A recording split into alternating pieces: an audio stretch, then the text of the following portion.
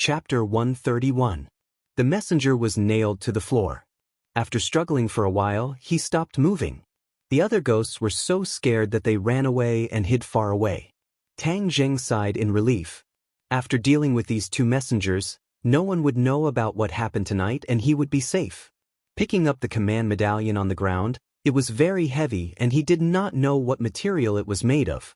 There was a small seal script on it and Tang Zheng could barely make out the word messenger. It seems like this was the messenger's identity medallion. Tang Zheng put it in his pocket and went to the other messenger, preparing to put away the black sword. The black sword had turned into a big hole in the messenger's chest. Wisps of black gas were emitted from the messenger's body and were absorbed by the black sword. Tang Zheng looked at this scene in amazement. He held the black sword and it let out a buzzing sound. Tang Zheng immediately understood its intention. Messengers were formed by yin qi. The yin qi was denser than that of evil spirits. However, it was quite different from pure yin qi. It contained a lot of impurities and ferocity. It was the black sword's favorite. Okay, I'll let you have a good meal and destroy the corpse. The black sword heard this and trembled even more. After receiving its master's permission, it became a lot bolder. A sword chime sounded and the speed of absorbing yin qi suddenly increased. A whirlpool appeared on the surface of the sword. Whoosh, whoosh, the messenger instantly turned into wisps of black gas and was absorbed into the sword. With a flash of black light, the black sword seemed to become even darker. It was like ink and had a faint luster. Then it turned to the other messenger and did the same thing. The messenger became a delicious snack for the black sword. Even the two spears were swallowed by the black sword. Tang Zheng clicked his tongue in wonder. This black sword was truly desperate. Tian Chanzi, these ghosts won't leak my matter, right? Tang Zheng looked at the ghosts hiding in the distance and asked suspiciously. Tian Chanzi was full of confidence. Of course not. Let's leave quickly. Otherwise, if we stay too long, the messengers will not return to the ghost realm and there will be pursuers. Tang Zheng tidied up and confirmed that he did not leave behind any clues. Then he dashed out of the morgue. Looking at the starry sky, he let out a long sigh. This time, it was a dangerous trip, but he also gained something. At least he learned something about the world of spirits and souls. Tian Chanzi, we've messed up this time. The world of spirits and souls will definitely investigate thoroughly. It's better not to go to places like the morgue, Tang Zheng said regretfully. Sigh, looks like I'll have to stay in your head for a while. Anyway, I think these carriers are too poor. Let's take our time to find them. Tian Chanzi also knew the seriousness of the matter, so he didn't force it. However, after absorbing so much yin qi, I can clearly feel some changes. What other places are rich in yin qi and have evil spirits? I want it to absorb enough yin qi so that it can quickly increase its strength. In the future, when I face that black-clothed man's master, I will have more ability to protect myself. Both of them agreed with his point of view. After a moment of silence, they said in unison, graveyard. It's best if it's an old graveyard, such as a place like the unmarked common graves. There are very few new ghosts in this kind of place. Reapers won't go to this kind of place, but it's easy to breed evil spirits. This is your chance, Tian Chanzi added. Tang Zheng's eyes lit up. The black sword seemed to have sensed something and excitedly buzzed and vibrated. I know that there's unmarked common graves outside the city. It's said that it's an ancient battlefield. Many people died there. Once, a construction company took a fancy to that piece of land. As soon as the ground was broken, there were ghosts. In the end, a few people died, and no one dared to go there anymore. Tang Zheng suddenly remembered this feng shui treasure land. There are definitely evil spirits in this kind of place. Prepare a little and go tomorrow night. You've caused such a big commotion tonight, it's better if you stop. Tang Zheng laughed mischievously and agreed. However, he didn't get what he wanted the next day. As soon as he arrived at school, Lu Qingmei grabbed him and asked him to accompany her to a cocktail party after school. Tang Zheng then remembered the agreement from a few days ago. He had no choice but to postpone the plan to go to the unmarked common graves.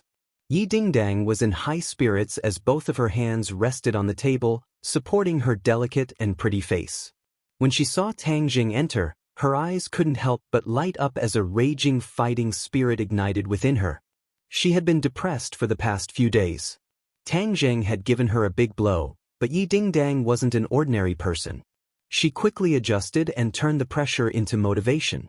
She was prepared to catch up to Tang Jing's cultivation and even surpass him. Tang Jing, I want to challenge you. Yi Dingdang waved her fist and vowed. Tang Jing couldn't help but laugh. Oh, you're that confident? Of course. Who do you think I Yi Dingdang am? My dream is to become the strongest martial artist in the world. How could I be defeated by you? Don't try to shake my firm belief. It's all futile. Yi Dingdang chattered. Relax. I won't shake your belief. Good luck. Yi Dingdang's face flashed with suspicion. Aren't you afraid that I'll catch up to you and surpass you? Then we'll talk about it when you catch up to me. Tang Zheng's current cultivation speed was so fast that even he didn't dare to believe it. However, his confidence was also more than enough. He didn't care about Yi Dingdang's challenge at all. Seeing his fearless appearance, Yi Dingdang's eyes widened. She couldn't help but feel angry. Damn it, was there a need to play cards like this? He wasn't worried at all. However, her skills were inferior.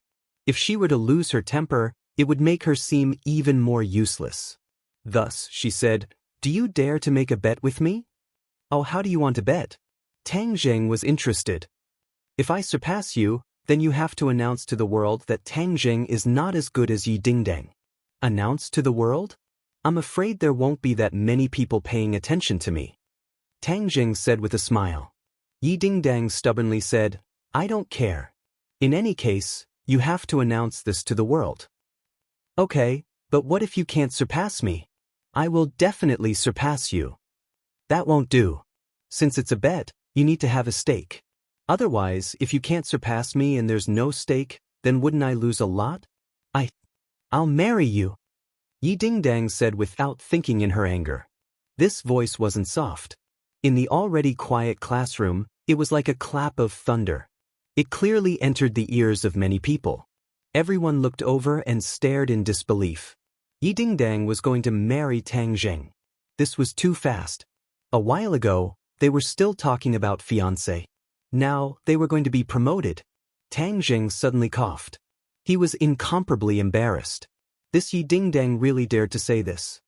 "Yi Dingdang, you're going to marry my boyfriend?" Fang Shishir had unknowingly walked in and heard Yi Dingdang's domineering declaration. However, she wasn't flustered and exasperated. Instead, she asked with interest.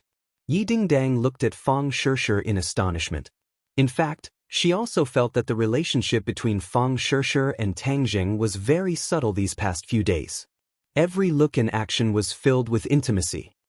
"I'm making a bet with him. How could Yi Dingdang lose in this kind of confrontation?"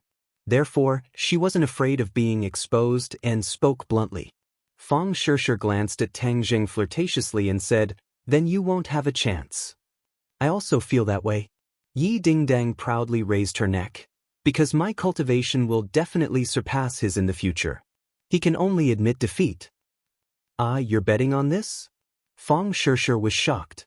It was clear that she didn't hear the first part of the conversation and only heard Yi Dingdang's declaration. "If it's not this, then what is it?" Yi Dingdang was baffled.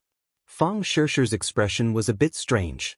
She knew that Tang Zheng was a cultivator and his cultivation speed was so fast. She didn't think that Yi Dingdang had a chance of surpassing him. She couldn't help but feel a bit vexed.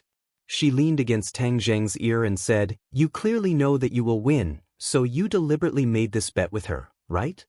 Tang Zheng didn't know whether to laugh or cry. He cried out, "How would I know that she would mention this bet?" Fang Shishir tenderly snorted, "I want to see how you will solve this problem." Tang Zheng suddenly had a bright idea. She was just momentarily interested. Who knows, maybe she will forget about it in a few days. "I don't believe it. However, I will surpass her in the future.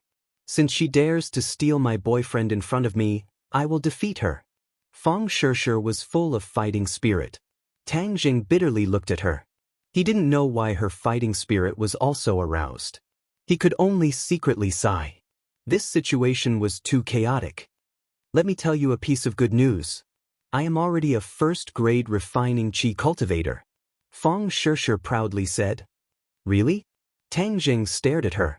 Sure enough, she was already a first-grade refining qi cultivator.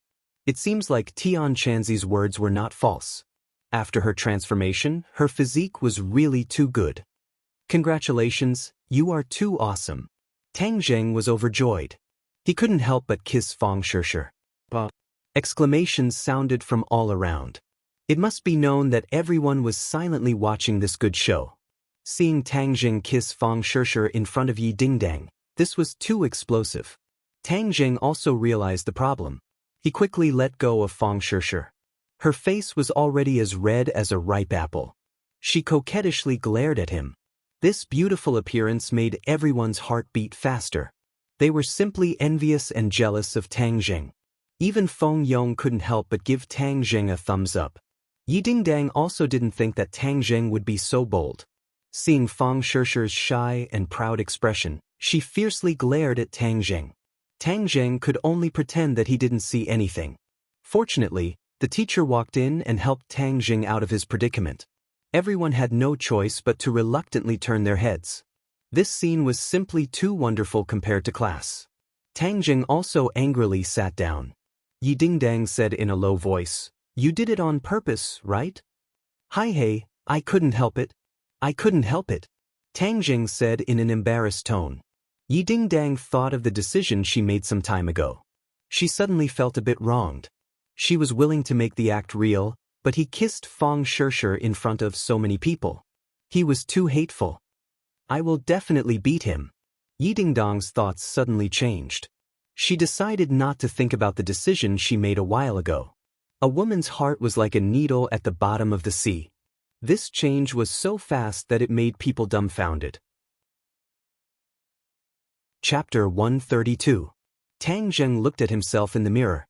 He was wearing a casual suit that accentuated his sturdy figure. He looked less childish and more mature. He looked exactly like a handsome guy. Translator, Atlas Studios editor. Atlas Studios. This was the result of him being dragged to the mall by Lu Qingmei after school. For tonight's ball, Lu Qingmei wanted to dress him up. Tang Jing did not know that the ball would be so troublesome, but he could not change her mind, so he could only let her do as she pleased. Lu Qingmei's eyes flashed with a hint of surprise. This brat's dress-up really has some flavor. No wonder Fang Shishir and Yi Dingdang were fighting over him. "Miss, your boyfriend is really handsome. This dress is especially suitable for him," the sales assistant praised. "Boyfriend?" Tang Jing opened his eyes wide and looked at Lu Qingmei strangely. He was afraid that she would get angry, but she did not comment. "It's really not bad. Then I'll take this." Suddenly, Tang Jing changed from inside out. Oh, other than his underwear, he changed into all his other clothes and shoes. This was the first time Tang Jing dressed up like this. In the past, he did not have that much money to dress up. He could not help but feel a bit of novelty and looked at himself in the mirror. Hey, clothes make the man, Buddha makes the gold. This sentence was not wrong. His current temperament was very different from that of a high school student. It was very difficult to associate him with a high school student. Especially when he wore this set of clothes, he would definitely be regarded as a successful young talent by others. "Bill." Lu Qingmei took out her credit card and did not hesitate. "Teacher Lu, this set of clothes is very expensive." Tang Jing secretly glanced at the price tag and was secretly speechless. She did not even blink when it was a few thousand yuan worth of clothes. Tang Jing used to only wear clothes that were a few dozen or 100 yuan. He had never worn such high-quality clothes before. Even if he had a few 100,000 yuan in savings, he did not think about spending money in this area. Lu Qingmei coldly glanced at him. "I'm the one paying the bill, not you. What are you afraid of?" Tang Jing simply shut up and didn't say anything. He could only carry the clothes he had changed out of and return to the mini car. "Be alert later. Don't give yourself away," Lu Qingmei instructed as she drove. "What do you mean?" "Today, you will pretend to be my boyfriend and accompany me to the ball. Later, those people won't be as simple as that salesperson. They are all shrewd people. If you don't pay attention, they will see through you," Lu Qingmei said. Pretend to be her boyfriend? Tang Jing was shocked. He never thought that he would be asked to be her fake boyfriend. Am I really that much like a firefighter? Not only Yi Dingdang, but now even Lu Qingmei was involved. He felt the need to make things clear. Teacher Lu, I am only your student. Moreover, with such a big gap between us, no one would believe that I am your boyfriend. She raised her eyebrows and glared at him. Are you saying that I am very old so we don't match? To say that a woman was old was the same as seeking death. Tang Zheng understood this point, so he hurriedly waved his hands. That's not what I meant. Teacher Lu is very young and is about the same age as the girls in my class. What I meant was that I am only a student, so I can't act as a boyfriend. Can't act? I don't think so. Aren't you like a fish in water between Fang Shishir and Yi Dingdang? Aren't you enjoying life on both sides? I think you have a lot of experience. Lu Qingmei said sarcastically. Tang Zheng embarrassedly said, Teacher Lu, you can't wrongly accuse me. Hang, I don't care about your business. But tonight you must act well. Otherwise, you know the consequences. Lu Qingmei threatened. Tang Zheng inwardly sighed as there was nothing he could do. Who told her to be a teacher? Who told her to have a handle on him? Then he could only continue on the path of being a fake boyfriend and walk further and further down it. The car stopped in front of a 5-star hotel. After getting off, Lu Qingmei intimately held onto Tang Zheng's arm. Tang Zheng's body couldn't help but stiffen. Relax. Don't be so stiff. It's not like anyone will eat you. Lu Qingmei warned in a low voice. Tang Zheng took a deep breath. Since he was already here, he might as well take things as they came. Tang Zheng adjusted very quickly and immediately got rid of the stiffness. He held his head high and puffed out his chest as he walked with her to the door. Qingmei, you came. A person walked out from the door with a kind tone. But when he saw this scene, his face immediately stiffened with disbelief. This person was of course Song Donghua. When he first saw Tang Zheng spend the night at Lu Qingmei's house, he was furious and prepared to deal with Tang Zheng. But he had been so busy that he didn't have the time to deal with Tang Zheng. Of course, he didn't give up on his attacks on Lu Qingmei.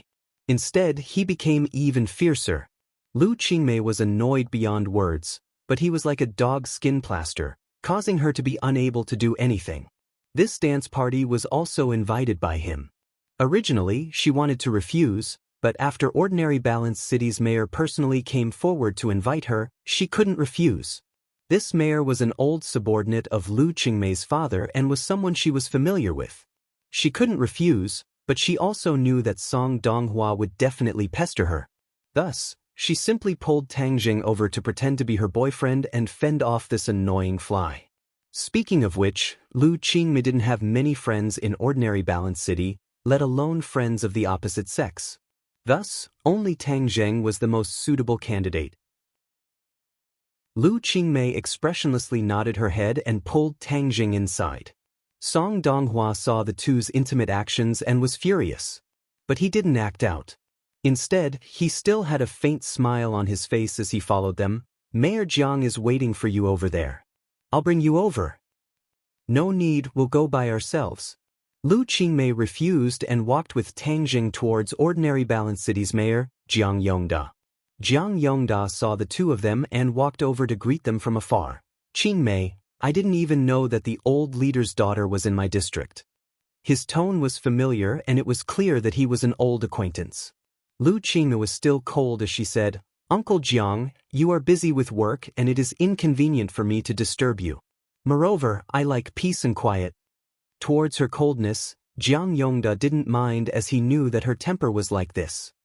Even if I am busy with work, I will still push off work to meet you. You don't know how much the old leader misses you. Jiang Yongda said with a smile. Jiang Yongda was undoubtedly the center of attention as many pairs of eyes looked at him. Seeing that he was so passionate towards such a beautiful girl, they all started to guess Lu Qingmei's identity. Even Tang Zheng received some attention, but he did not feel uncomfortable. Instead, he looked at the ball with a bit of novelty. Each and every one of them was dressed in suits and leather shoes, looking like successful people. They held high wine glasses and gathered in twos and threes, whispering to each other. This gentleman is? Jiang Yongda's gaze fell on Tang Zheng's body and his face was filled with suspicion. My boyfriend Tang Zheng. Lu Qingmei hugged Tang Jing even tighter as he could clearly feel the soul-stirring elasticity of her chest. Jiang Yongda's eyes flashed with a trace of astonishment as he inadvertently glanced at Song Donghua.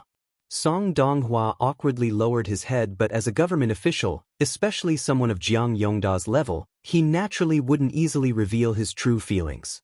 He passionately said, "Mr. Tang, it is a pleasure to meet you. I am Jiang Yongda." As he spoke, he took the initiative to extend his hand. He wasn't clear on Tang Zheng's background, but since he was Lu Qingmei's boyfriend, he would naturally take the initiative to show his enthusiasm. Tang Zheng didn't hesitate and lightly shook hands with him. He didn't feel uncomfortable at all and didn't bow and scrape like a normal person would when meeting an official. What a joke, he was a cultivator, so how could he bow and scrape to an official? Otherwise, he would definitely be despised to death by Tian Chanzi.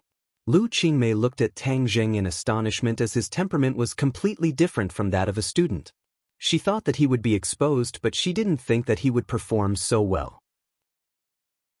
Even Jiang Yongda was guessing at Tang Zheng's background and thought that he was some young master. Only Song Donghua knew of Tang Zheng's identity and couldn't help but secretly despise him. Acting, let's see how you will act later. A toad will never be able to stand on the stage. Uncle Jiang, you go ahead and do what you need to do. We will go over there. Lu Qingmei knew when to stop as she didn't want to be the center of attention and was deeply afraid that Tang Zheng would reveal a flaw. Jiang Yongda smiled reservedly as he nodded and then gave Song Donghua a meaningful glance. Song Donghua understood and walked over to his side. Who is that Tang Zheng? Jiang Yongda asked in a deep voice. Song Donghua suppressed the anger in his heart and said, "He is her student." Student? Doesn't she teach high school? Yes, that little brat is a high school student and is also an orphan who was raised by an old man who picked up junk. Even the shrewd Jiang Yongda couldn't hide his surprise as he looked at Tang Zheng from afar and found it hard to connect him with the information that Song Donghua had said. That little brat only knows how to act and isn't any great person. Song Donghua continued to slander him. Jiang Yongda looked at his secretary meaningfully and said, "Donghua, why are you so impatient in front of a high school student? What is Qingmei's status? How could she be together with a high school student? Maybe she is purposely testing you." Song Donghua was speechless as he couldn't say that he personally saw Tang Zheng spend the night at Lu Qingmei's house. Jiang Yongda patted his shoulder and said, "Perform well tonight and let Qingmei have a more comprehensive and deeper understanding of you. I still think highly of you. Next time when I visit the old leader, I'll bring you with me." Song Donghua felt a burst of excitement. That's right, if he couldn't handle Lu Qingmei, then he could start from her family. As long as he could handle her father, then wouldn't he be able to win her over? Song Donghua seemed to have awoken from a dream as he shed tears of gratitude. "Thank you, boss." Tang Zheng and Lu Qingmei went to a corner where many people tried to strike up a conversation with her. It could be said that she was the prettiest girl in the entire ball, but Lu Qingmei was like an iceberg and didn't care about her at all. This made these successful people feel helpless as they couldn't help but look at Tang Zheng a few more times. What kind of ability did this little brat have to be able to make such a beauty so dead set on him? The gentle music disappeared as Jiang Yongda walked up to the stage and gave an impassioned speech. It turned out that this was a ball to attract investors, and the people attending were all successful people from all walks of life. Tang Zheng and Lu Qing didn't have the heart to pay attention to these loud speeches as they focused on tasting the red wine in their glasses. Lu Qingmei even warned Tang Zheng not to drink too much due to his young age. After the speech, the music started again and the ball began. Many people pulled their partners onto the dance floor. Song Donghua directly walked over and politely said, "Qing, may I have the honor of inviting you for the first dance?" Lu Qingmei mercilessly refused and pulled Tang Zheng towards the dance floor. Tang Zheng was shocked as he didn't know how to dance. Chapter 133. Tang Zheng was forced onto the dance floor like a duck on a perch, leaving behind Song Donghua, who awkwardly maintained his gentlemanly bent posture, causing others to point at him. Book Friends Group. Song Donghua's face turned the color of a pig's liver as his eyes burned with rage. Lu Qingmei was clearly deliberately humiliating him. Lu Qingmei did not think of humiliating anyone as she was not that bored. She simply ignored him and did not even consider the fact that Tang Jing did not know how to dance. "Hey, what are you standing there for? Hurry up and hug my waist." The two stood on the dance floor as Lu Qingmei urged him. "Oh." Tang Jing subconsciously hugged her waist and used some strength, causing her to tightly stick to his body, causing her chest to change shape. She almost cried out in alarm and angrily said, "Tang Jing, what are you doing?" She thought that he was deliberately taking advantage of her as he had a criminal record. Tang Jing innocently said, "Didn't you want me to hug your waist? There's no need to hug so tightly. Don't tell me you don't know how to waltz? Don't talk about waltz, I don't even know how to dance." Tang Zheng was a child from a poor family, so how could he know how to dance? Lu Qingmei could not help but roll her eyes. She had thought of every possibility, but she had overlooked this point. But they had already entered the dance floor and Song Donghua was like a tiger watching its prey. She could not just leave. "I'll teach you and you have to follow my steps." Lu Qingmei imperceptibly taught Tang Zheng the proper posture, and simply explained the rhythm of the steps, and then began to move along with the music. The two were mixed in the crowd and were not too eye-catching. Tang Zheng carefully danced to her rhythm. The two were very close to each other and he could clearly smell the faint fragrance coming from her body. She was wearing a long dress that looked a bit like an evening gown. It was inevitable that the opening of her chest was a bit low. Tang Zheng's 1.75 height was taller than her, so when he lowered his head he could see a patch of snow white. There was also a black laced brassiere.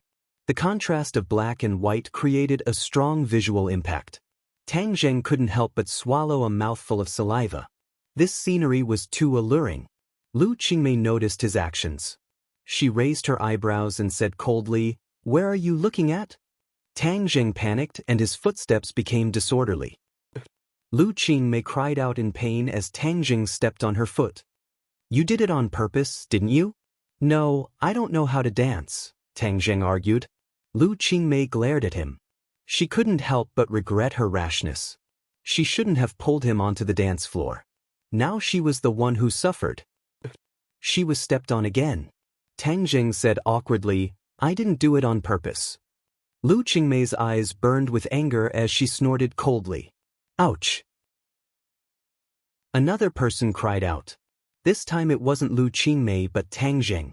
She deliberately stepped on Tang Zheng's foot with her high heels. "You're the one who did it on purpose, right?" Tang Zheng said angrily. Lu Qingmei's eyes flashed with a trace of craftiness as she said, "It's clearly you who messed up my pace. It's not my fault." Tang Zheng was speechless. He was too lazy to argue with her.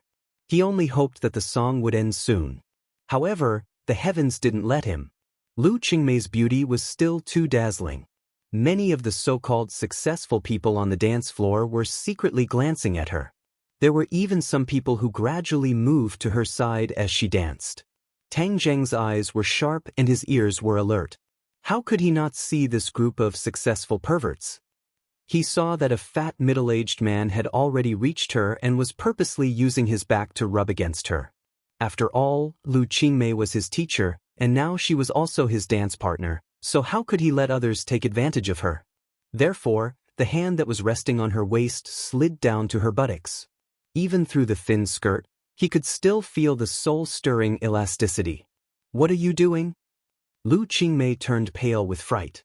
This brat's character never changed. He actually still wanted to take advantage of her. "Hurry up and move your hands away. Otherwise, I'll really get angry." She was his teacher, but she was taken advantage of by him again and again in front of so many people. How could she not be angry? But Tang Zheng said seriously, "Stop messing around. You still dare to tell me to stop messing around? Is it reasonable for you to take advantage of me?" Lu Qingmei felt like she was going crazy. Before she could reprimand him, she heard a scream that sounded like a pig being slaughtered. It drowned out the sound of the music. This sound was of course made by the fat man. Tang Zheng pointed his finger and a stream of qi hit the other person's butt. It would be strange if he didn't scream. Everyone stopped and their eyes were immediately drawn over. They saw that person's face was red from the pain and it seemed like he was about to cry. The others didn't know what was going on, but Lu Qingmei suddenly realized. Especially when she saw Tang Zheng's evil smile, she knew that he was the one who did it. What did you just do? He wanted to take advantage of you. I taught him a lesson. Tang Zheng said with an evil smile. Lu Qingmei realized that she had wronged him. His hand slid to her but to protect her. She couldn't help but feel a bit ashamed. Tang Zheng, I'm sorry. I misunderstood you. It's okay. It's not the first time you misunderstood me. Tang Zheng said generously. Then can you take your hand away? Tang Zheng reluctantly let go of his hand. That feeling was really good. Lu Qingmei turned around and stared at the battered and exhausted successful person. That person did not dare to look at her and hurriedly squeezed out of the crowd. Disgusting. Lu Qingmei coldly said, Tang Zheng, let's go. Tang Zheng resentfully let go of his hand and the two walked towards Jiang Yongda. Uncle Jiang, I still have some things to do so I'll leave first. Jiang Yongda didn't force them. Okay, I'll come see you next time. Song Donghua watched the two leave. He stood to the side with a gloomy face and didn't say a word. Jiang Yongda glanced at him, patted his shoulder and said, Haste makes waste. Song Donghua didn't listen to what Jiang Yongda said but he was unwilling to lose to a high school student. He had to take some measures. He quietly walked to a remote corner and dialed a number. Hello, hoodlum, help me do something. Tang Zheng sat in Lu Qingmei's car. She was still indignant that she had almost been taken advantage of. She swore that she would never go to this kind of messy dance party again. Where are you going? She glanced at the calm Tang Zheng and asked. Shangfeng Shishui? Lu Qingmei probed. You moved to Shangfeng Shishui so quickly? Lu Qingmei was astonished. Is there a problem? Lu Qingmei curled her lips in disdain. Today's mission is complete. Teacher Lu, don't make me come to this kind of place again. It's so fake and boring. Lu Qingmei sighed. That's right, it's not interesting at all. If it's not interesting then why did you come? There's no other way. Moreover, you also saw Song Donghua's tail. It's too annoying. Maybe after today he saw that you are my boyfriend he will stop a bit. Tang Zheng shrugged his shoulders disapprovingly. I don't think so. He knows my identity so he must have guessed that this is a fake show. Then what should we do? How would I know? I'm not a relationship expert. Lu Qingmei looked at him and said, If you are not a relationship expert when you are between two girls then who would dare to call themselves a relationship expert? Tang Zheng was too lazy to explain so he simply stopped talking. Seeing that they had arrived at Shangfeng Shishui, he picked up his bag and jumped off the car. After school the next day he ate dinner with Fang Shishir and strolled for a while before returning home. Now that her parents did not object, the two of them had more freedom. However, Fang Shishir was a good child who loved to study so she only used her free time to relax her mind. The two of them did not have any intimate actions at school. After all, the kiss that day was purely an accident and caused quite a stir. As Tang Zheng walked around the school he saw many people pointing at him. If it wasn't for the rumor that he was hard to beat, then there would have been people who would have gone to beat him up. Currently, Tang Zheng was a special existence in the school.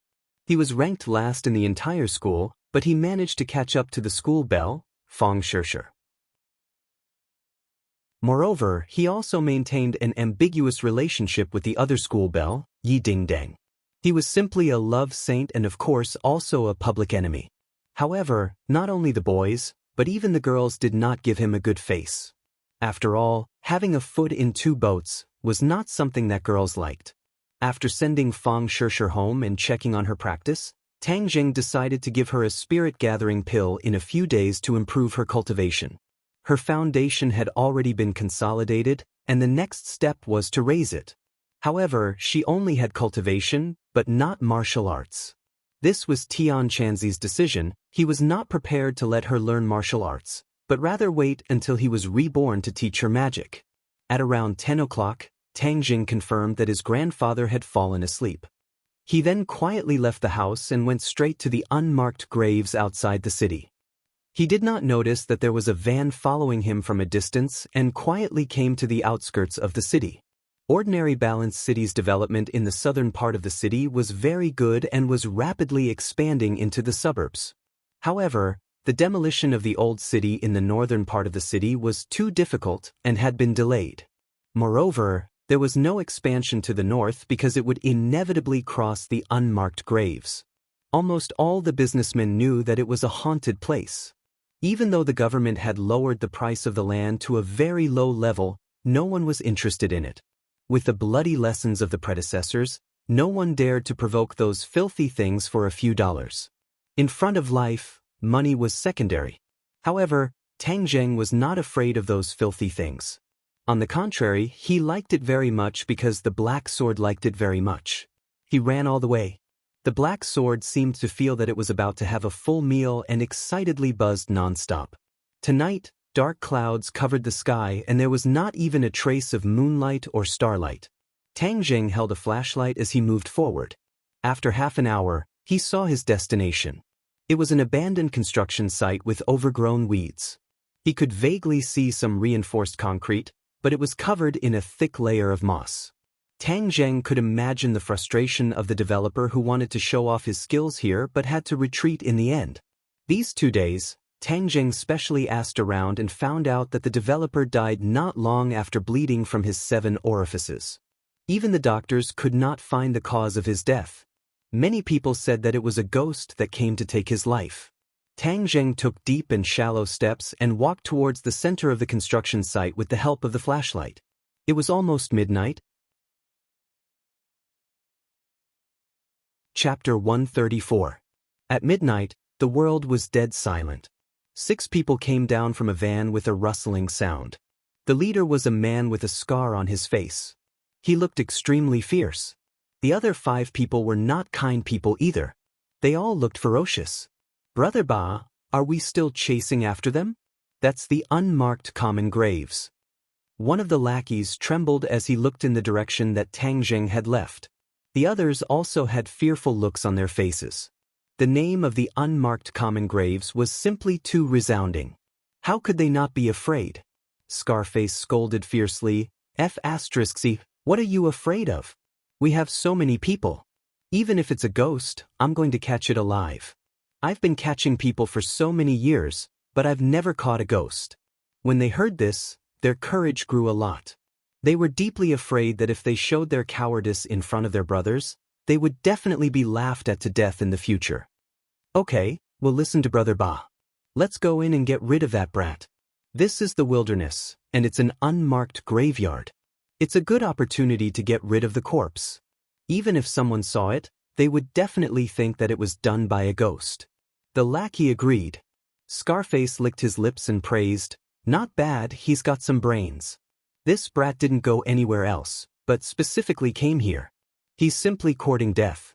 If you do what Brother Fei told you to do well, you'll be heavily rewarded. Understand?" "I know.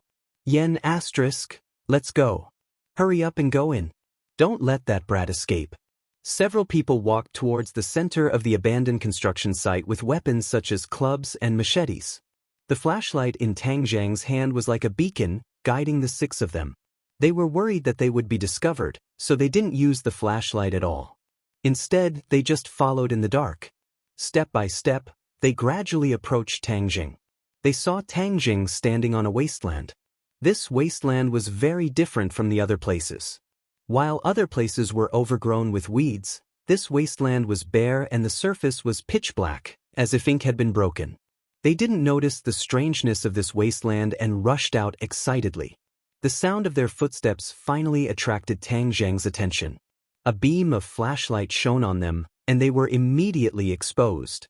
They didn't hide anymore and swaggered towards Tang Zheng.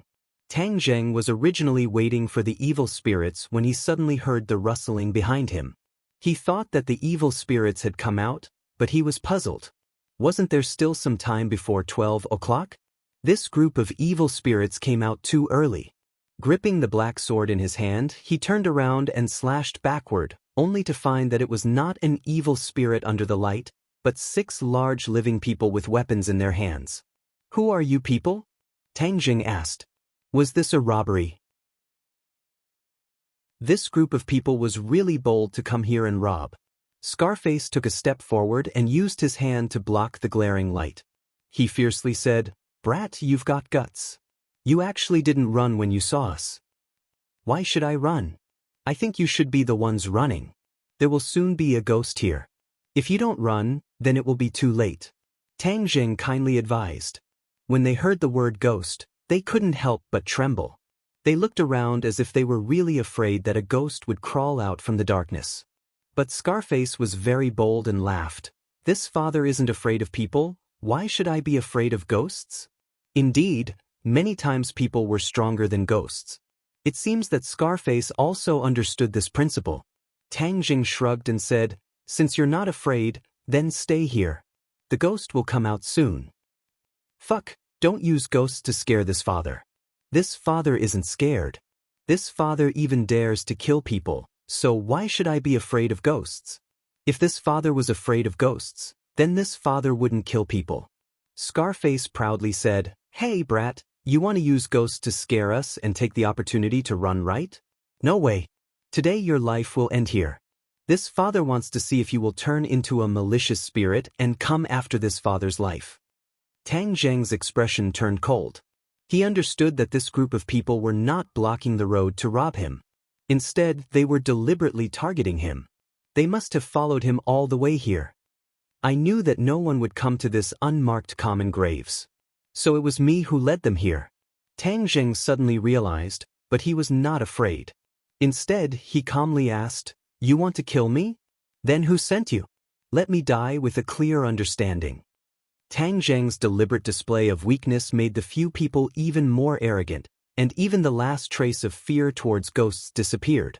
They all looked at Tang Zheng ferociously, as if they were looking at lambs waiting to be slaughtered. "Ha, now you know fear. This is the result of offending Brother Fei. In your next life, remember to open your eyes," Scarface said with a sinister smile. The other henchmen also loudly laughed. Their laughter was particularly loud in this spacious construction site, giving people a creepy feeling. "Brother Fei? You must be Hoodlum. Is Hoodlum someone you can call? No wonder Brother Fei sent us to deal with you. It turns out you are so arrogant and ignorant," Scarface reprimanded. Tang Jing wrinkled his eyebrows. He did not pay attention to the other side's malicious words. Instead, he pondered why Hoodlum would send people to kill him. Was it because he exposed Lin Hu's plan to deal with Hoodlum? He did not hear anything. If it was really exposed, Lin Hu would definitely inform him. Could it be Huang Zieng?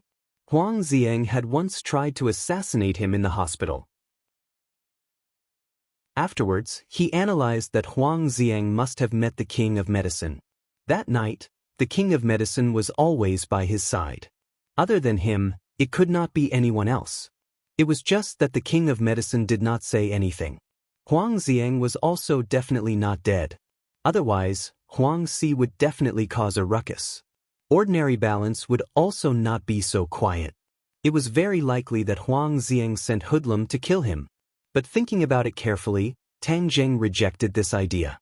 Huang Zieng was very clear about his skills. Sending these small fries would just be sending him to his death. Forget it. This guessing game is too difficult. When the time comes, I will just directly ask him. Tang Jing shook his head. He did not want to waste his brain cells. Seeing that Tang Jing was not afraid at all, Scarface felt that his dignity was being challenged. "I am here to kill you, yet you are not afraid.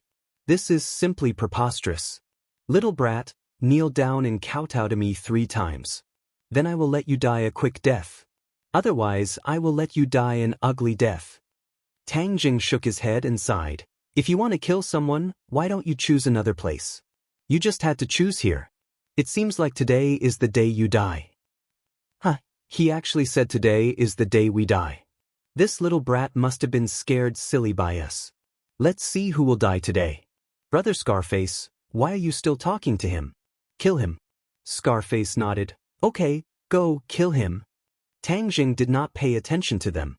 Instead, he lowered his head and looked at his phone. It was 12 o'clock. At midnight, the ghost gate opened. There was no ghost gate in this unmarked common graves, but wandering ghosts and evil spirits abided by this rule of time. A gust of cold wind blew, causing the surrounding weeds to rustle. In this silent night, the sound was particularly ear-piercing. Why did it suddenly become cold? Yes, it is windy. Everyone hurry up and deal with it. Once we are done, we can go back and hug our wives to sleep. The bed is much warmer than here. It was already May. The weather was gradually getting hotter, but no one thought that it was abnormal for it to be so cold. Therefore, this group of minion did not have much brain. Tang Zheng was too lazy to pay attention to them. He did not even look at them. He directly turned around and walked into the darkness. "Don't let him escape," Scarface shouted. Several people rushed towards Tang Zheng. Bang! Suddenly, they seemed to have bumped into something and were bounced back. Several people fell heavily on the ground. They were battered and exhausted. One of them shouted, "Brother Scarface, this brat has an ambush." F***CK, we have so many people. Even if there is an ambush, we are not afraid. The surroundings were pitch black. Tang Zheng's light shone in their direction. They could not see anything. Therefore, they subconsciously thought that the thing they bumped into was Tang Zheng's accomplice. "Kill, mother f***ker, dare to ambush me. I will kill whoever comes." Scarface's face was fierce. If he could not complete this small task given by Brother Fei, then how would Brother Fei look at him in the future? He would also be ridiculed by others. Several people climbed up and waved their machetes towards the darkness. Bang! It was as if they had hit an iron plate. Several muffled sounds rang out. The machetes all bounced back, almost injuring themselves. Several people were shocked and shouted, "Brother Scarface, this guy is very hard. We can't deal with him." Scarface saw that Tang Zheng had already walked into the darkness. Even with the flashlight, it could not shine too far. It was as if even the light could not penetrate the darkness. He naturally did not pay attention to this strange phenomenon. He was only afraid that if Tang Zheng ran away, then he would not be able to go back and explain to Brother Fei. Therefore, he held his machete and took the lead. He rushed forward and fiercely chopped the machete in his hand. It hit. He chopped the opponent, but this time it did not bounce back.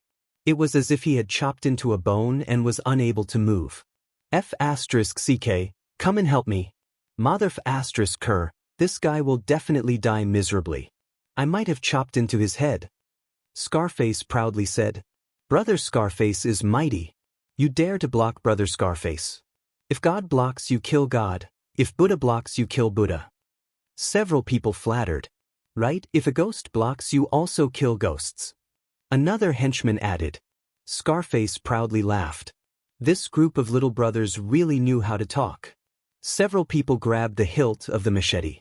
In the darkness, they could not see what was going on. They used all of their strength but still could not pull it out. This cut is too deep. I am really born with divine strength. Scarface proudly thought. Little brat, shine it on me. It might be easier to pull it out. One of the henchmen immediately took out his phone and turned on the flashlight. A beam of light shot out. In the darkness, it did not shine too far, but it was enough for several people to see what was in front of them. Several people opened their eyes wide, as if they wanted to see Brother Scarface's battle results. There was no shining white brain matter, only a black thing. The bright machete was wrapped in this black thing. What the hell is this? Scarface moved closer. A face appeared in the darkness, and it was very close to the scarred face. This face was lifeless, and there was a big hole in the face. It was dark, and it was impossible to see what was inside. A pair of eyes were bulging high, as if they could fall out at any time. Scarface's face became pale. Ghost. Chapter 135. Scarface screamed and fell to the ground. The other lackeys were also scared out of their wits. They turned around and ran, no longer caring about Scarface's life or death. No one thought that someone was purposely pretending to be a ghost to scare people. No one could pretend to be a ghost. Moreover, the machete was tightly gripped in the other party's hand. The men were unable to pull it out. If this was not a ghost, then could it still be a human? Who would have such great strength? This was indeed a ghost, an evil spirit. Normally, normal people would not be able to see evil spirits. However, The yin qi in the unmarked common graves was too strong. When people were stimulated by the yin qi, they would be able to see the evil spirit. When the evil spirit saw people running away, it chased after them. With a grab of its hand, the last person running was caught in its hand. Its bloody mouth bit down and that person's head was immediately separated from his body. Evil spirits were not only deadly to ghosts, they were also deadly to people. The yin qi angrily howled as several people madly ran. However, how could they outrun the evil spirit? In the blink of an eye, they were caught up. After a round of fighting, their heads were separated from their bodies. Scarface was dumbstruck. He was completely disheartened. Seeing his lackeys killed, he did not have any thoughts of resistance. No matter how arrogant he was before, saying that he was not afraid of ghosts and even said that he wanted to catch a ghost to play with, when he saw a real ghost, he was still scared out of his wits and his legs went soft. 1-0 He was lucky to escape, but he did not have the strength to run. He could only helplessly watch as the evil spirit killed his lackeys and then turned around to walk towards him. That scarred face was extremely frightening. Suddenly, the evil spirit sped up and rushed straight at him, grabbing him. He was like a little chick facing an eagle, pale and powerless. He could only watch as he was sent into the evil spirit's bloody mouth, a foul stench assailing his nostrils. An ear-piercing scream was deafening. His eyes rolled back and he directly fainted. Suddenly, a roar came from the distance. The evil spirit turned its head and also let out a roar. It then threw Scarface to the ground and rushed over. Tang Zheng walked step by step into the depths of the darkness. The cold feeling became more and more intense. This was not the cold of a world of ice and snow, but a kind of cold that chilled to the bone. However, he had the 9-yang saint body and also had true qi protecting his body. This yin qi could not harm him at all. With the help of the flashlight, he finally saw something. A huge figure crawled up from the ground. It was an evil spirit. This evil spirit was 2 meters tall and only had one ear. No one knew where its nose was. It was much more disgusting and terrifying than the evil spirit Tang Zheng had encountered in the morgue. However, what caught Tang Zheng's attention the most was the hat that the evil spirit was wearing. As long as one was a citizen of this country, they would be very familiar with this hat and would have a very deep impression of it. The Japanese. Tang Zheng's eyes widened. Yes, this was the cap of the Japanese soldier who had invaded this country decades ago. Although his clothes were tattered, Tang Zheng could finally see clearly that it was the Japanese military uniform. Tang Zheng suddenly realized that this place was once a battlefield and many people had died. It turned out that it was the battlefield of the Japanese and Huaxia ancestors. And this evil spirit was so tall that it must have devoured many of Huaxia ancestors' souls. Tang Zheng's eyes were bloodshot. When these Japanese were alive, they burned and plundered Huaxia's land. Now that they are dead, they are still here to harm Huaxia's souls. A wave of hot blood rushed to his head. Tang Zheng's body surged with killing intent. The black sword sensed his emotions and also began to buzz and tremble. It was filled with fighting spirit. Kill! Tang Zheng roared and soared into the air. Holding the sword with both hands, he looked down from above and slashed down. The force of 10,000 pounds fell on the evil spirit's head. The evil spirit felt danger. It roared and blocked with both hands. The black sword fell. Black light flashed and the 2 arms fell to the ground. They turned into a wisp of black gas and were sucked into the black sword. The evil spirit lost its arms, but it was not afraid. Instead, it revealed its ferocious nature and roared into the sky. Suddenly, a series of roars rose and fell. Tang Zheng looked around. With the help of the flashlight, he could vaguely see many things crawling out from the darkness. They were definitely evil spirits. They were densely packed and countless. Tang Zheng was not afraid. His fighting spirit was even higher. He roared, "Kill!" He soared into the air and flew over the evil spirit's head. With a sweep of the black sword, a huge head rolled down. The huge body instantly collapsed and turned into black gas, becoming a delicacy for the black sword. Tang Zheng picked up the flashlight and hurriedly shone it. As expected, evil spirits were everywhere. They were all dressed up as Japanese. Back then, the Japanese were not the only ones who died here. Senior Hua Xia was also here. But now, only the evil spirits were left. This was enough to show that they had devoured many of Hua Xia's heroic souls. Tang Zheng's blood was boiling and burning as he wanted to start a massacre.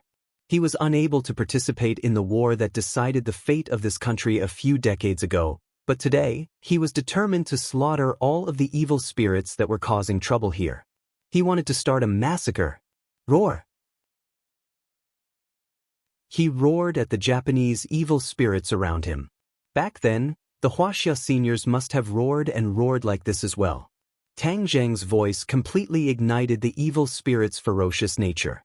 They all rushed forward. Tang Zheng held a sword in one hand and a flashlight in the other. He rushed towards the enemy camp. Swoosh, swoosh, swoosh. The sword light flashed. Although it was not dazzling, it was filled with killing intent. It danced among the evil spirits. Heaven flying immortal. That agile and elegant sword light was like a fairy descending from the sky. It wanted to get rid of these ugly fellows and return the world to a bright and peaceful state. The evil spirits kept roaring and trying to block the black sword in Tang Zheng's hand. But it was all in vain. Wherever Tang Zheng passed, the evil spirits would be decapitated. They scattered into yin qi and were absorbed by the black sword. After absorbing so much yin qi, the black sword seemed to be increasing its strength.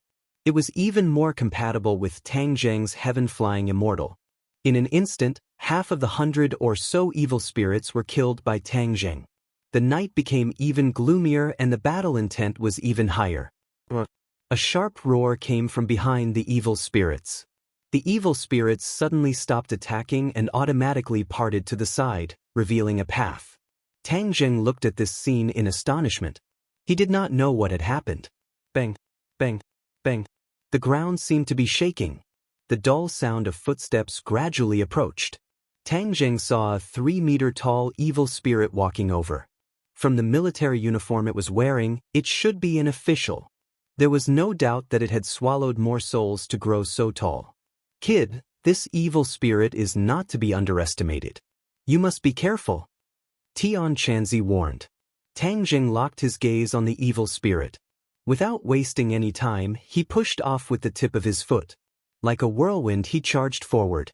The evil spirit also came forward. He actually had a weapon in his hand. It was a samurai sword. In the past, many heartless evil spirits used this kind of samurai sword to kill their Hua Xia compatriots. They even treated it as a game. This samurai sword was not condensed from yin qi. It was a real samurai sword. Clang. The sword and saber clashed, causing sparks to fly. Tang Zheng felt a huge force coming from his hand. It was clear that Tian Chanzi was not lying. This evil spirit was not comparable to the other evil spirits. Its strength was really strong. But so what if it was strong? Tang Zheng would not back down. He had to kill them. The Japanese military officer stared at Tang Zheng with its large eyes, an ominous glint flashing in its eyes. Even after tens of years, its eyes still carried an insufferably arrogant look. Tang Zheng met its gaze. He was not afraid at all. He disdained the arrogance in its eyes. Today, I will dig out your arrogant eyeballs and ruthlessly chop them up. Tang Zheng let out a low roar. He soared into the sky and stabbed his black sword towards the evil spirit's head. To kill an evil spirit, the head must be chopped off. Injuring other parts of the body was not fatal. Even if it was the heart, it was because they did not have a heart. The evil spirit raised its saber with both hands and vigorously chopped down. Clang!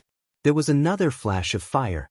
But this time, the sword and saber did not separate. Instead, they faced each other. Tang Zheng's feet landed on the ground, causing the ground to tremble. The samurai sword pressed down, causing Tang Zheng's arm to involuntarily bend. The evil spirit's strength was too great. Moreover, it was tall and big. Looking down from above, its attack power was multiplied.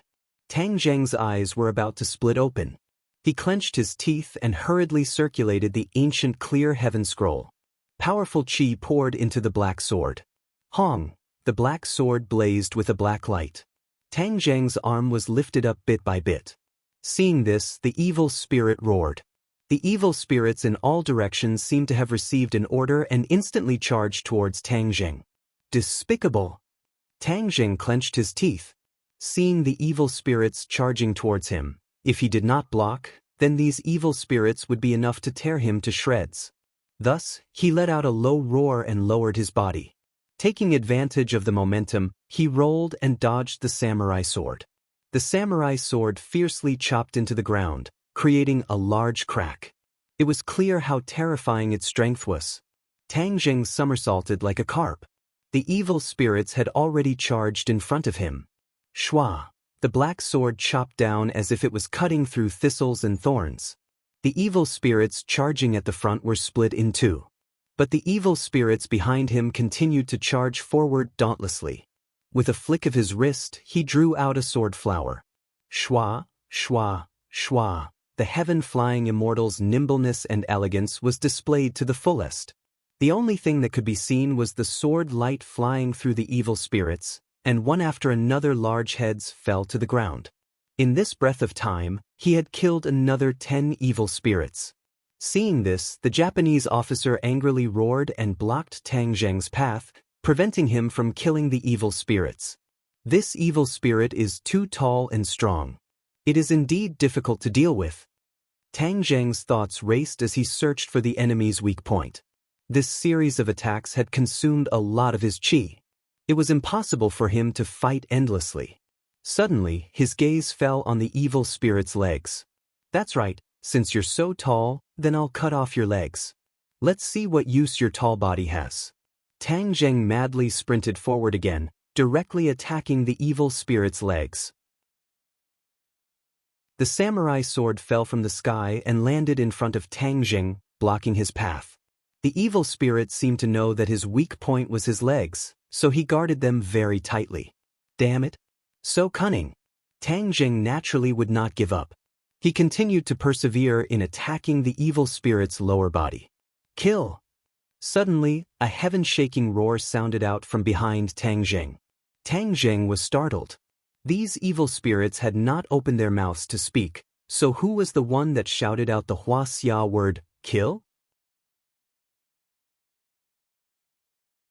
Chapter 136.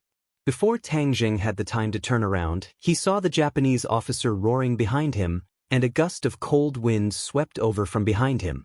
Fairy search, download novel for free. Tang Jing didn't know what was behind him, but he subconsciously felt danger. With a tap of his foot, he jumped to the side, dodging the gust of cold wind.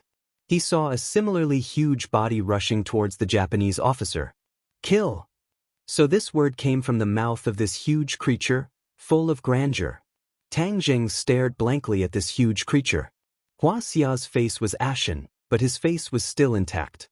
He wore a military cap on his head, and his military uniform had already rotted into strips of cloth. However, one could vaguely make out that this was Huaxia's military uniform, the Huaxia soldier who fought against the Japanese in the past. However, it was clear that he had also become an evil spirit and had become an enemy of the Japanese officer. This was because he charged forward without any regard for his own safety, and the heavy broadsword in his hand fiercely chopped down on the Japanese officer's head. This broadsword was also a real broadsword, not condensed from inchi. Both sides were tall, and suddenly it was like two giants fighting. Each move was powerful, and the momentum was terrifying. Little brat, these two were sworn enemies when they were alive. After they died, they turned into evil spirits, but they still maintained their nature. That's why they fought to the death. With this helper, your pressure will be much less. Tian Chanzi explained. A sense of admiration arose spontaneously. This Huaxia officer, in order to protect his country, had fought against the Japanese. After he died, he actually changed into another form to continue fighting against these invaders. This spirit touched him deeply. This was a type of soul, the soul of a soldier, the soul of Huaxia, a type of soul that would never stop fighting. Battle soul.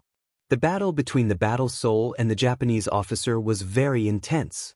Tang Jing couldn't help for the time being, and when the evil spirits saw their leader being attacked, they swarmed towards the battle soul. Stop! Tang Jing gave a loud roar as he raised his sword and blocked in front of the battle soul. The sword's light intertwined to form an impenetrable wall, and any Japanese evil spirits that charged over were immediately killed, turning into strands of black gas that were absorbed by the black sword. The war spirits crisis was temporarily alleviated, but Tang Zheng's hatred for these hateful Japanese evil spirits had seeped into his bones. He turned into a whirlwind and charged into the enemy's camp. His sword flashed, and one head after another flew into the sky. Countless amounts of black chi swirled around the wasteland, and even the black sword could not absorb it all. But Tang Zheng couldn't care less. His goal was to kill all the evil Japanese spirits. Only when the last evil Japanese spirit fell under his sword did he let out a sigh of relief. His body was already drenched in sweat. This battle was really satisfying, and it allowed him to vent most of the anger in his heart. The black sword was so excited that it trembled non-stop. The sword hummed incessantly as it continued to absorb the yin qi on the wasteland. It was really a strong yin qi, and its movements were not small. Not long after, it had finished absorbing the yin qi. Tang Jing took a deep breath and calmed himself down. He turned around and looked at the other battlefield. The battle between the battle soul and the Japanese officer had already reached its climax. Both sides seemed to be very familiar with each other's moves and attack patterns. They had probably fought countless times, and had probably been like this for the past few years. However, neither side could really kill the other. When the Japanese officer saw Tang Jing killing the Japanese evil spirits one by one like carrots, he immediately roared in anger. He wanted to come over and help, but he was entangled by the battle soul and could not get away. At this moment, when he saw Tang Jing slaughtering all the Japanese evil spirits, he became even more ferocious. He forced the battle soul back with a slash and then rushed towards Tang Jing. Tang Jing roared and rushed over, directly towards the battle soul's lower body. The battle soul also chased from behind, attacking from the front and back. One from the top and one from the bottom. The two attacks were seamless. Ding. The katana blocked Tang Zheng's black sword. Tang Zheng was bounced back, while the battle soul's large blade fell on the Japanese officer's back. Crash. A large hole opened up and wisps of black chi came out. The Japanese officer roared, turned around and rushed towards the battle soul. Tang Zheng took the opportunity to attack his lower body from behind. The Japanese officer could no longer care about Tang Zheng. With a poochie sound, Tang Zheng had succeeded in cutting off one of his legs. Put-on. The Japanese officer staggered and fell to the ground. The battle soul took advantage of the situation and chopped down with its large blade, aiming directly for his head. The Japanese officer saw that the situation was not good, and hurriedly raised his katana with both hands to block the battle soul's large blade. Of course, Tang Zheng would not let go of this heaven-sent opportunity. A figure flashed and pounced towards the Japanese officer's other leg. The Japanese officer seemed to have sensed something and actually retracted his leg, causing Tang Zheng's attack to miss. Then, the Japanese officer flipped in the air and actually stood up on one leg. Tang Zheng was secretly speechless. The Japanese officer's reaction was too sharp. Under this kind of pincer attack, he was actually able to narrowly dodge. However, in the end, it only had one leg left, and the feeling of standing on one leg was not good. The war spirit's attacks were large and powerful, and the Japanese officer staggered left and right, almost unable to stand steadily. "Hey, this is the time. I'll chop off your other leg. Let's see what you can do." Tang Zheng lowered his body and quietly appeared behind the Japanese officer. A black light flashed, and the black sword chopped down.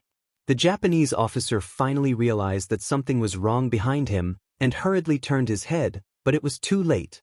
A large leg flew up. Boom! With a loud sound, the Japanese officer who had lost both his legs fell to the ground.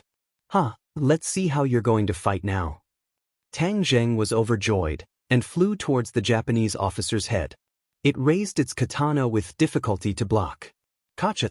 With a crisp sound, the black sword chopped the katana in half.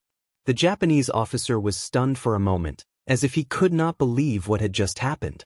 The katana was previously supported by the Japanese officer's strength, so it was able to contend with the black sword. Now that the Japanese officer was seriously injured, the katana naturally became an ordinary weapon and was no match for the black sword. Tang Zheng followed up with another strike, and with a puchi, the head fell to the ground, turning into a cloud of black gas. The battle's soul stopped and stared at the scene with its big eyes. It looked at the Japanese officer who was turning into a cloud of black gas, and then looked at Tang Zheng who was holding the black sword with one hand. For a moment, it seemed to be in a daze and did not move. The black gas was quickly absorbed by the black sword, but the battle soul still did not move and just stared blankly at the scene. Little brat, this big guy is an evil spirit. You can also destroy it. Tian Chanzi suggested. No, he is the heroic spirit of a Huaxia soldier. How can I destroy him? Tang Zheng rejected. What do you know? He is now an evil spirit, and evil spirits are extremely aggressive. In the future, if other people enter this place, they will also be attacked by him.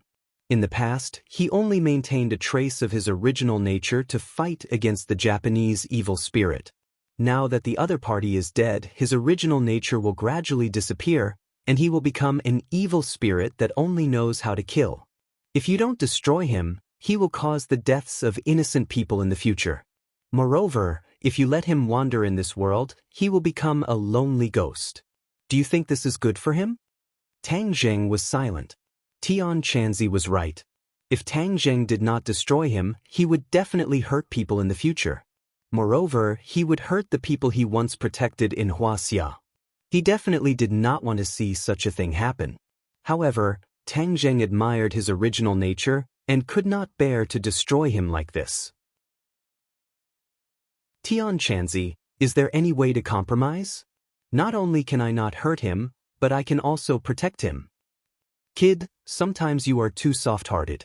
His situation is definitely not an exception in this land. Do you think you can save all of them? Tian Chanzi lectured.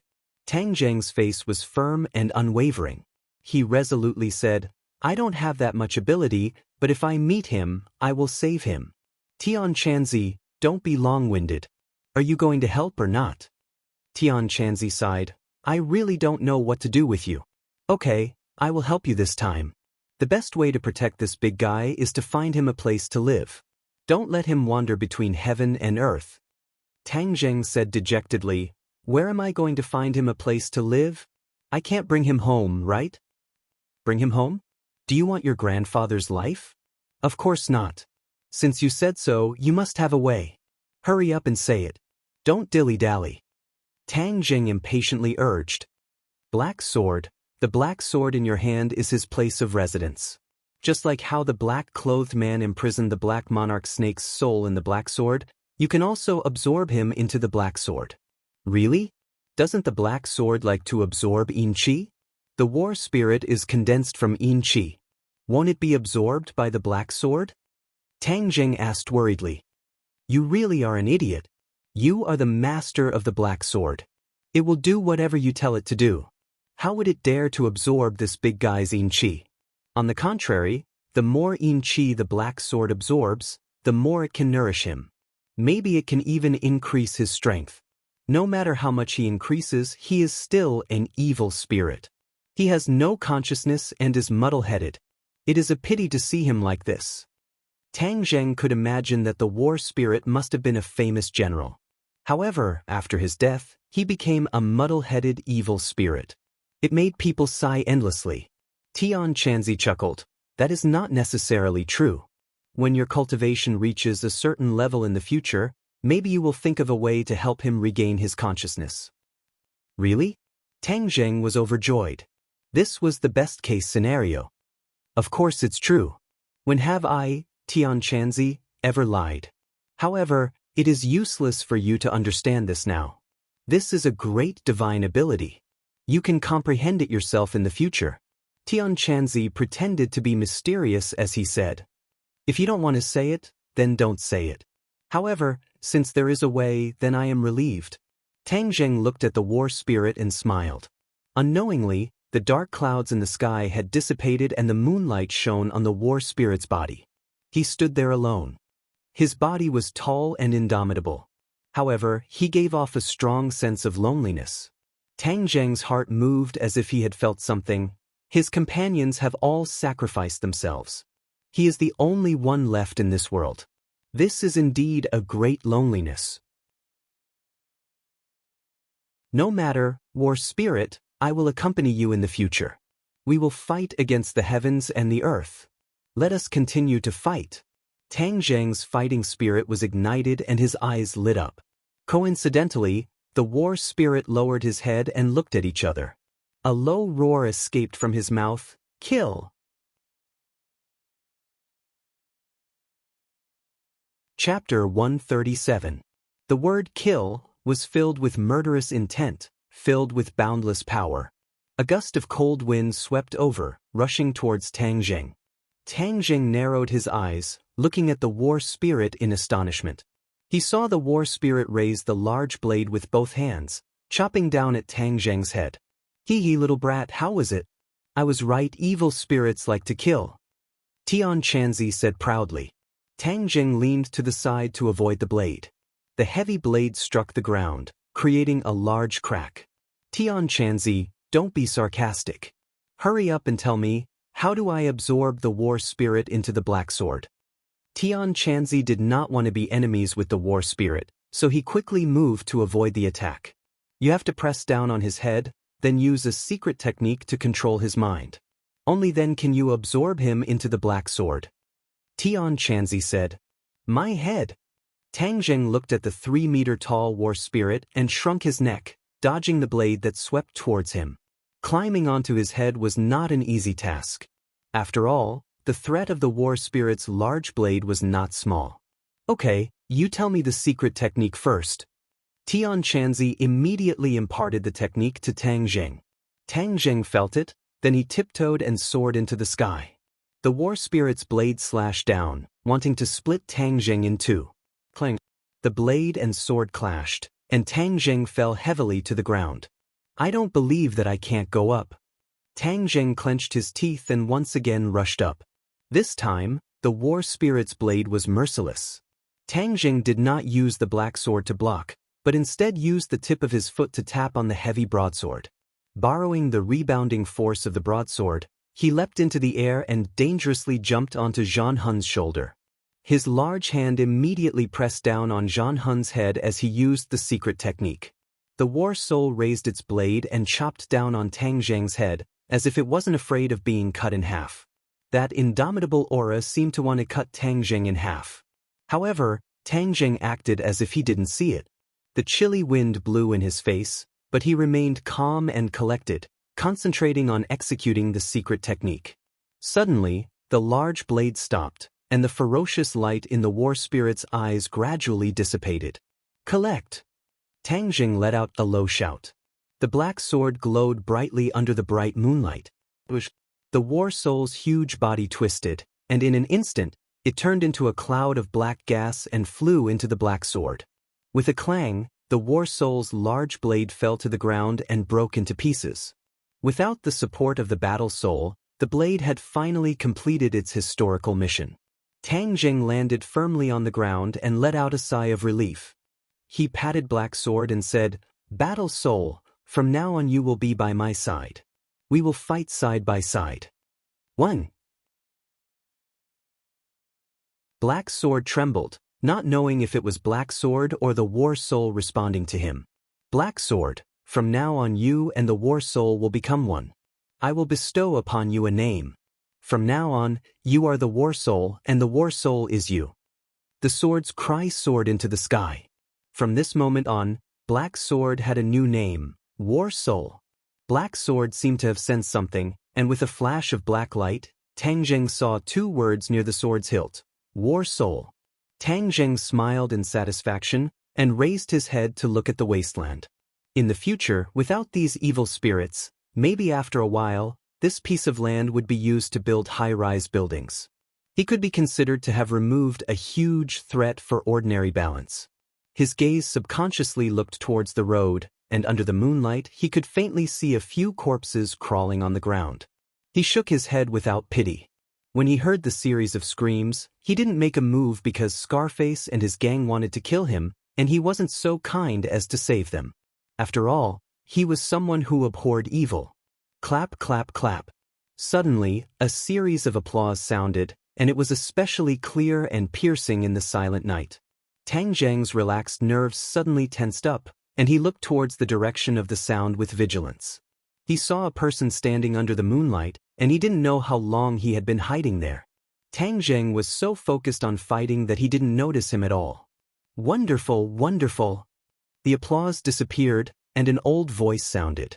This voice was like a low whisper, but it reached Tang Zheng's ears without missing a word. Tang Zheng held the war soul tightly and raised his guard. He had used up a lot of energy in the battle just now, and if the other party was an enemy, then he would be in trouble. Who are you? The other party didn't answer, but walked directly towards Tang Zheng. His steps were small, but the distance of tens of meters was covered in an instant. Tang Zheng's pupils shrank, and he became more vigilant. Kid, this is the shrinking earth technique. This person is not simple. Tian Chanzi reminded. Shrinking earth technique, why haven't I heard you mention it before? Tang Zheng asked suspiciously. There are so many techniques in this world, how can I tell you all of them? In short, remember, I feel that this person is not a good person, so if there is a situation, run for your life. You are not his opponent. Tian Chanzi had never been so vigilant, and this showed that the situation was really not optimistic. It's been a long time since I've seen such a big battle, it's really an eye-opener. The person stood 3 meters away from Tang Zheng and stared at him closely. Tang Zheng was finally able to clearly see the other party's appearance. It was an old man dressed in black, as if he was one with the night. He had a white beard and a pair of eyes that were like those of an eagle, bright and sharp, with a kind of soul-stirring magic. I've been looking for people like me, and I didn't expect that this ordinary balance trip would finally come true. The other party continued to say, Same kind of people? Tang Zheng frowned, and his heart moved. Are you a cultivator? Of course. The old man raised his neck and seemed somewhat arrogant. This was the second cultivator that Tang Zheng had encountered, and it was not a good thing for cultivators to appear in his world one after another, because he was still too weak. Then I don't know what you want? Tang Zheng asked. Previously, I found that the qi between heaven and earth was chaotic, and the yin qi was rich, so I came to take a look. I didn't expect to see you, this is really the will of heaven. Tang Zheng suddenly realized that the battle here had disturbed the qi between heaven and earth, and attracted the other party. Of course, ordinary people would not be aware of the changes in the qi between heaven and earth, but cultivators absorbed the qi of heaven and earth into their body and transformed it into true qi, so they were particularly sensitive to the changes in the qi between heaven and earth. I came to ordinary balance to look for you, and I accidentally saw you. You say, is this not the will of heaven? The old man said with a faint smile on his face, but this smile did not give people a warm feeling, and instead gave people a cold feeling. Looking for me? Tang Zheng was shocked, and his heart had an ominous premonition. Who are you? The sword in your hand is my disciple's, and you say who I am? The old man's pupils shrank, and he stared at the black sword soul, but his smile did not diminish, and he coldly asked, You are that black-clothed man's master? Tang Zheng's ominous premonition was finally confirmed. Hey, it seems that you have not forgotten my disciple, and I am his master, Taoist Tianji. Seeing your performance tonight, it is normal for him to die in your hands, but as his master, of course I will take revenge for him. The old man said slowly, Taoist Tianji, Tiske, this person really dares to use this name. Truly, the ignorant are fearless. With such little strength he dares to call himself Taoist Tianji. Tian Chanzi snorted. Tang Zheng did not pay attention to Tian Chanzi's ridicule, and instead raised his spirits and asked, Then what do you want? You killed my disciple, so of course I will kill you, but it is really a pity, it is so hard to find someone of the same kind, and I have to kill you like this, the future days will be very boring. Taoist Tianji sighed. You have never seen other cultivators? Taoist Tianji regretfully shook his head. Now is the world of martial artists, and cultivators are withered, as rare as phoenix feathers and unicorn horns. Wanting to find a cultivator is easier said than done.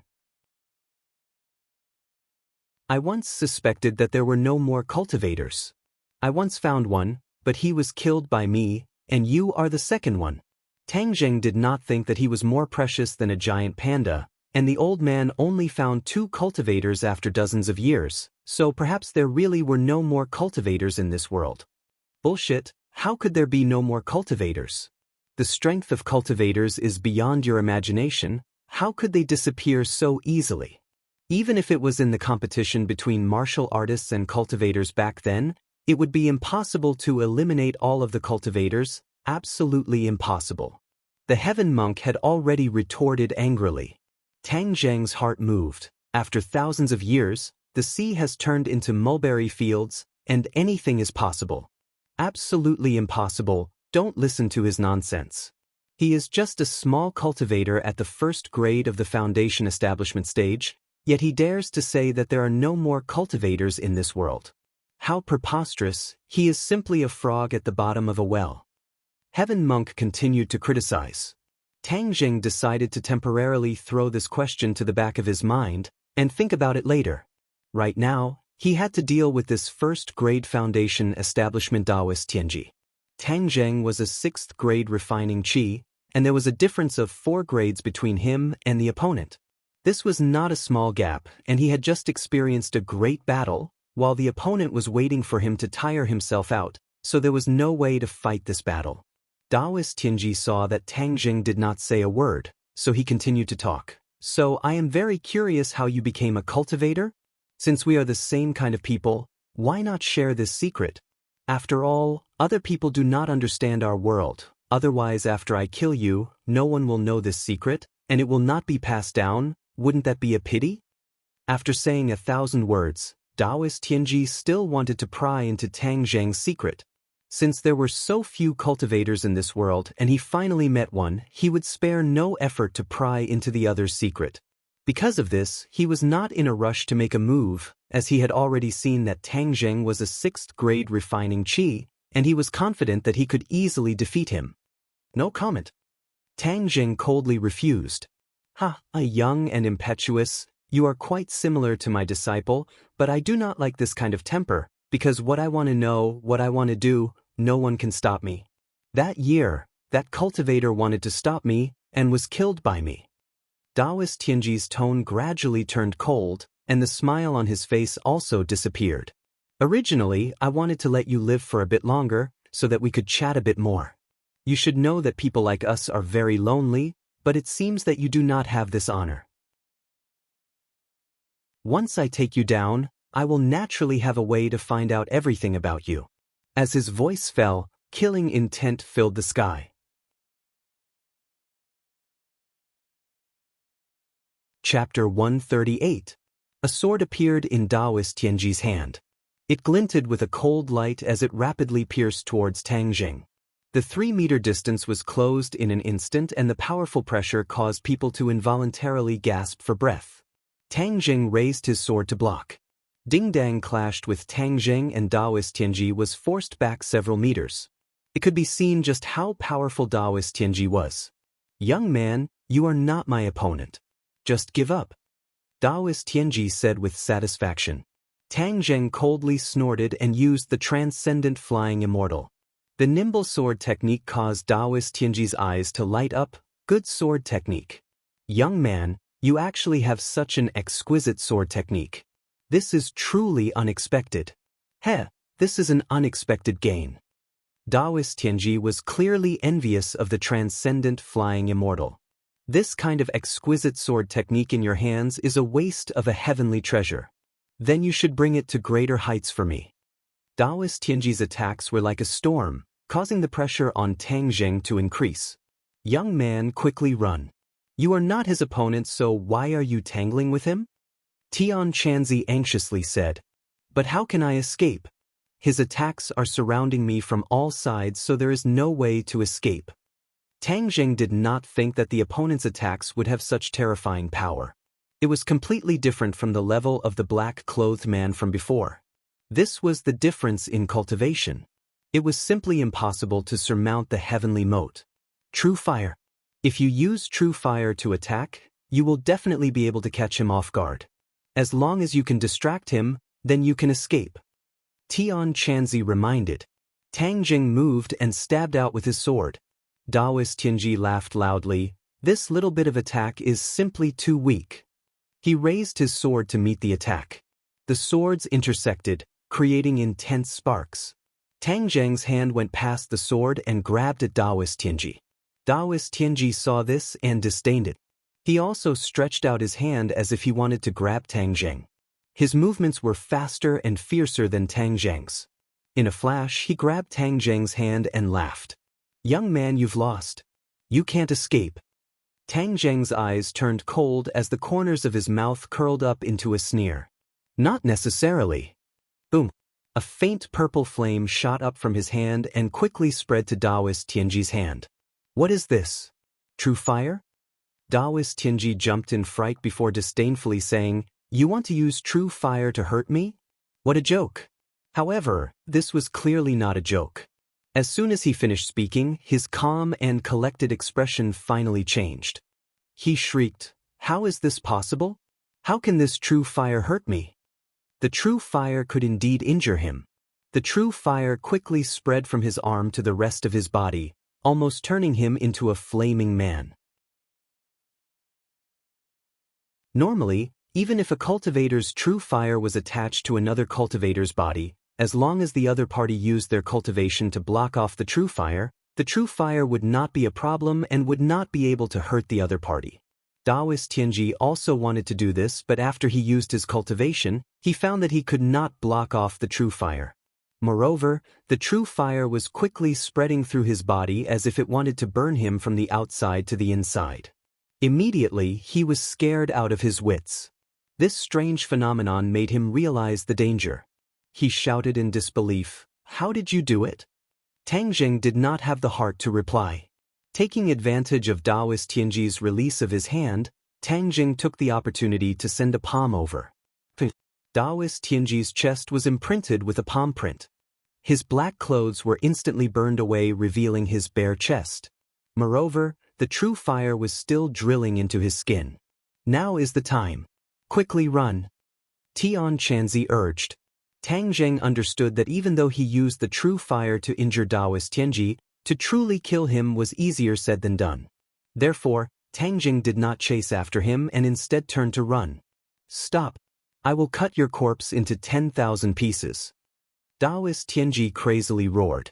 He did not care about the injuries from the true fire as he chased after him. The power of spatial bending was displayed.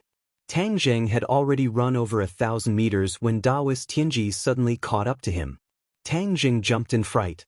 He turned around and sent out a palm full of true fire. Daoist Tianji subconsciously dodged and Tang Jing took the opportunity to quickly escape.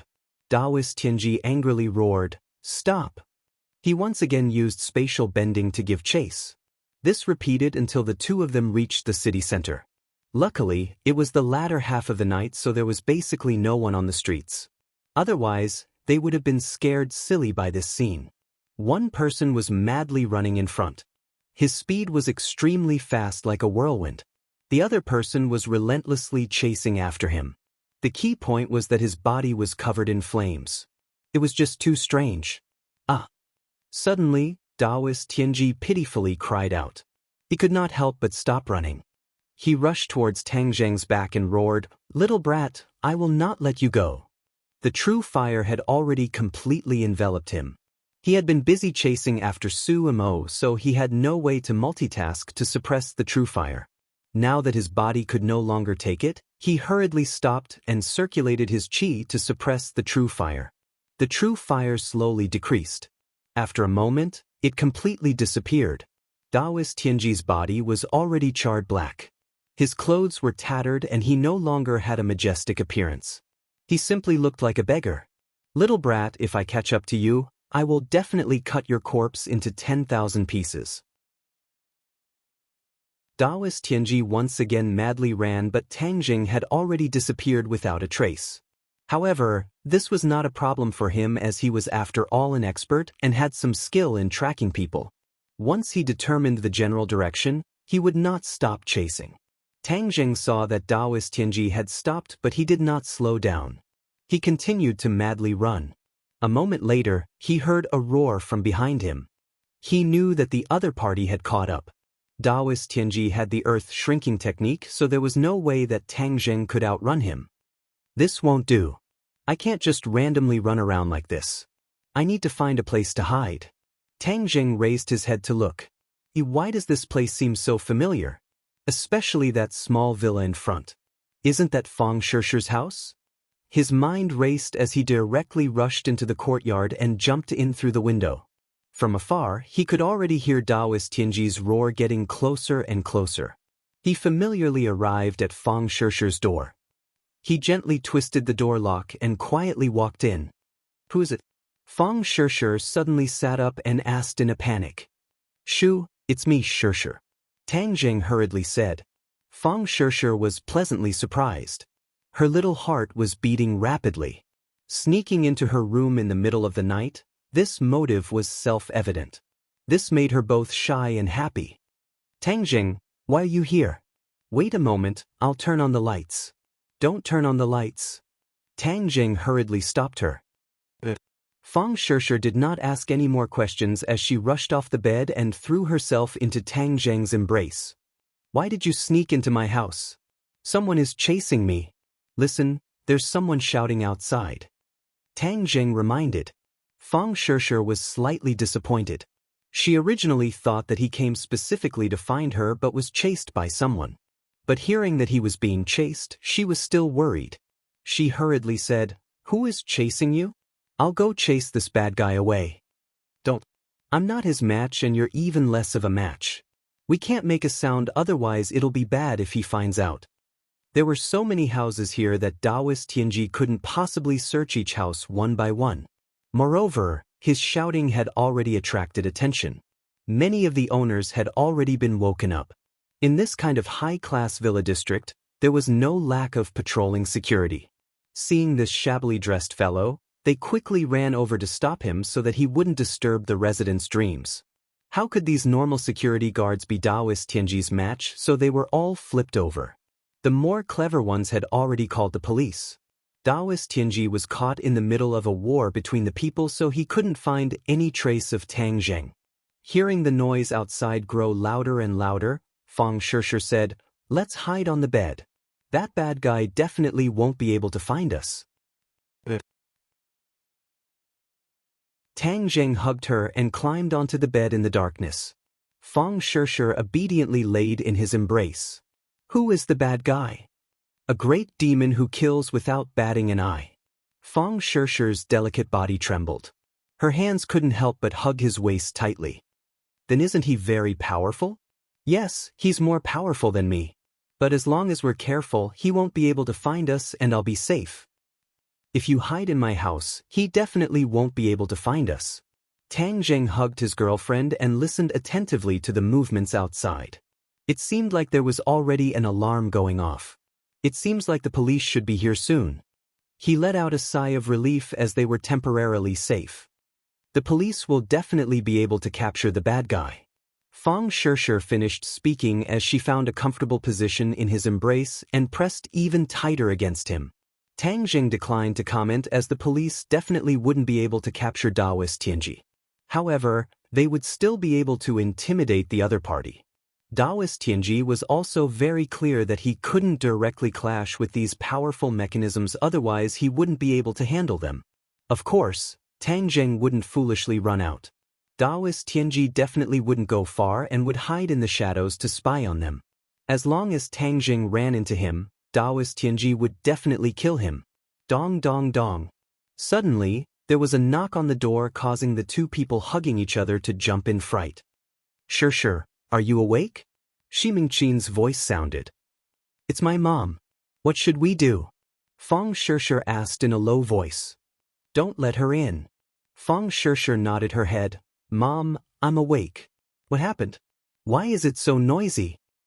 I heard the security guard say that a madman came outside and has already been chased away. You should quickly go to sleep and don't get up. You still have class tomorrow. Oh, I know. The bad guy has been chased away. Fang Shishi happily said in a low voice. Tang Zheng let out a sigh of relief and said, Then you should quickly go to sleep. Are you leaving? Fang Shishir anxiously asked.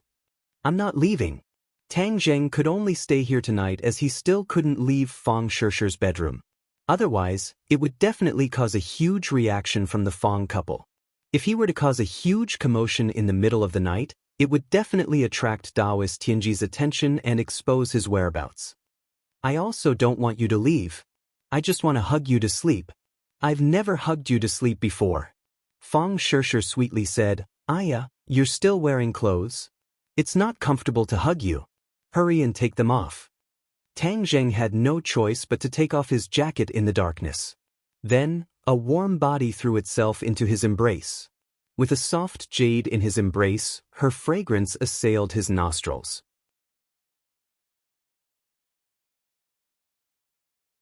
Chapter 139. Tang Zheng, I miss you. Fang Shishir murmured in a low voice. Her voice was soft and sweet, instantly touching Tang Zheng's heart. Just now I dreamt of you, but the sound of you opening the door woke me up. You have to make it up to me. Dreamt of me? Then what did you dream of us doing? Tang Zheng curiously asked. Fang Shishir lightly bit her teeth and shyly said, I'm not telling you. Tang Zheng heard a strange tone and deliberately teased, Could it be that you did something bad to me in your dream, so you're too embarrassed to tell me? Fang Shishir quickly shook her head in denial. Of course not. It was clearly you who did something bad. How could it be me doing something bad? Tang Zheng chuckled and temporarily threw the matter of Daoist Tianji to the back of his mind. With a beauty in his arms, why would he think of that great demon? I'm such a righteous person, how could I do anything bad? Tang Zheng seriously retorted.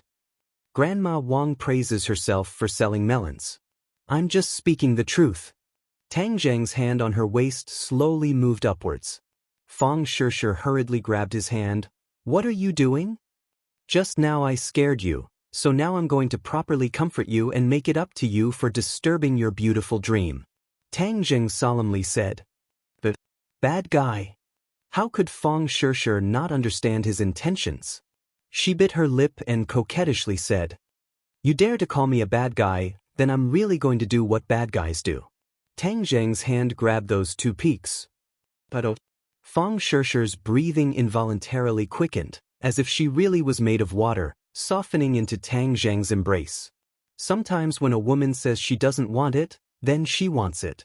Tang Zheng of course wasn't stupid enough to not understand her true thoughts, so he increased the pace of his attack. Fang Shishir was wearing a nightgown.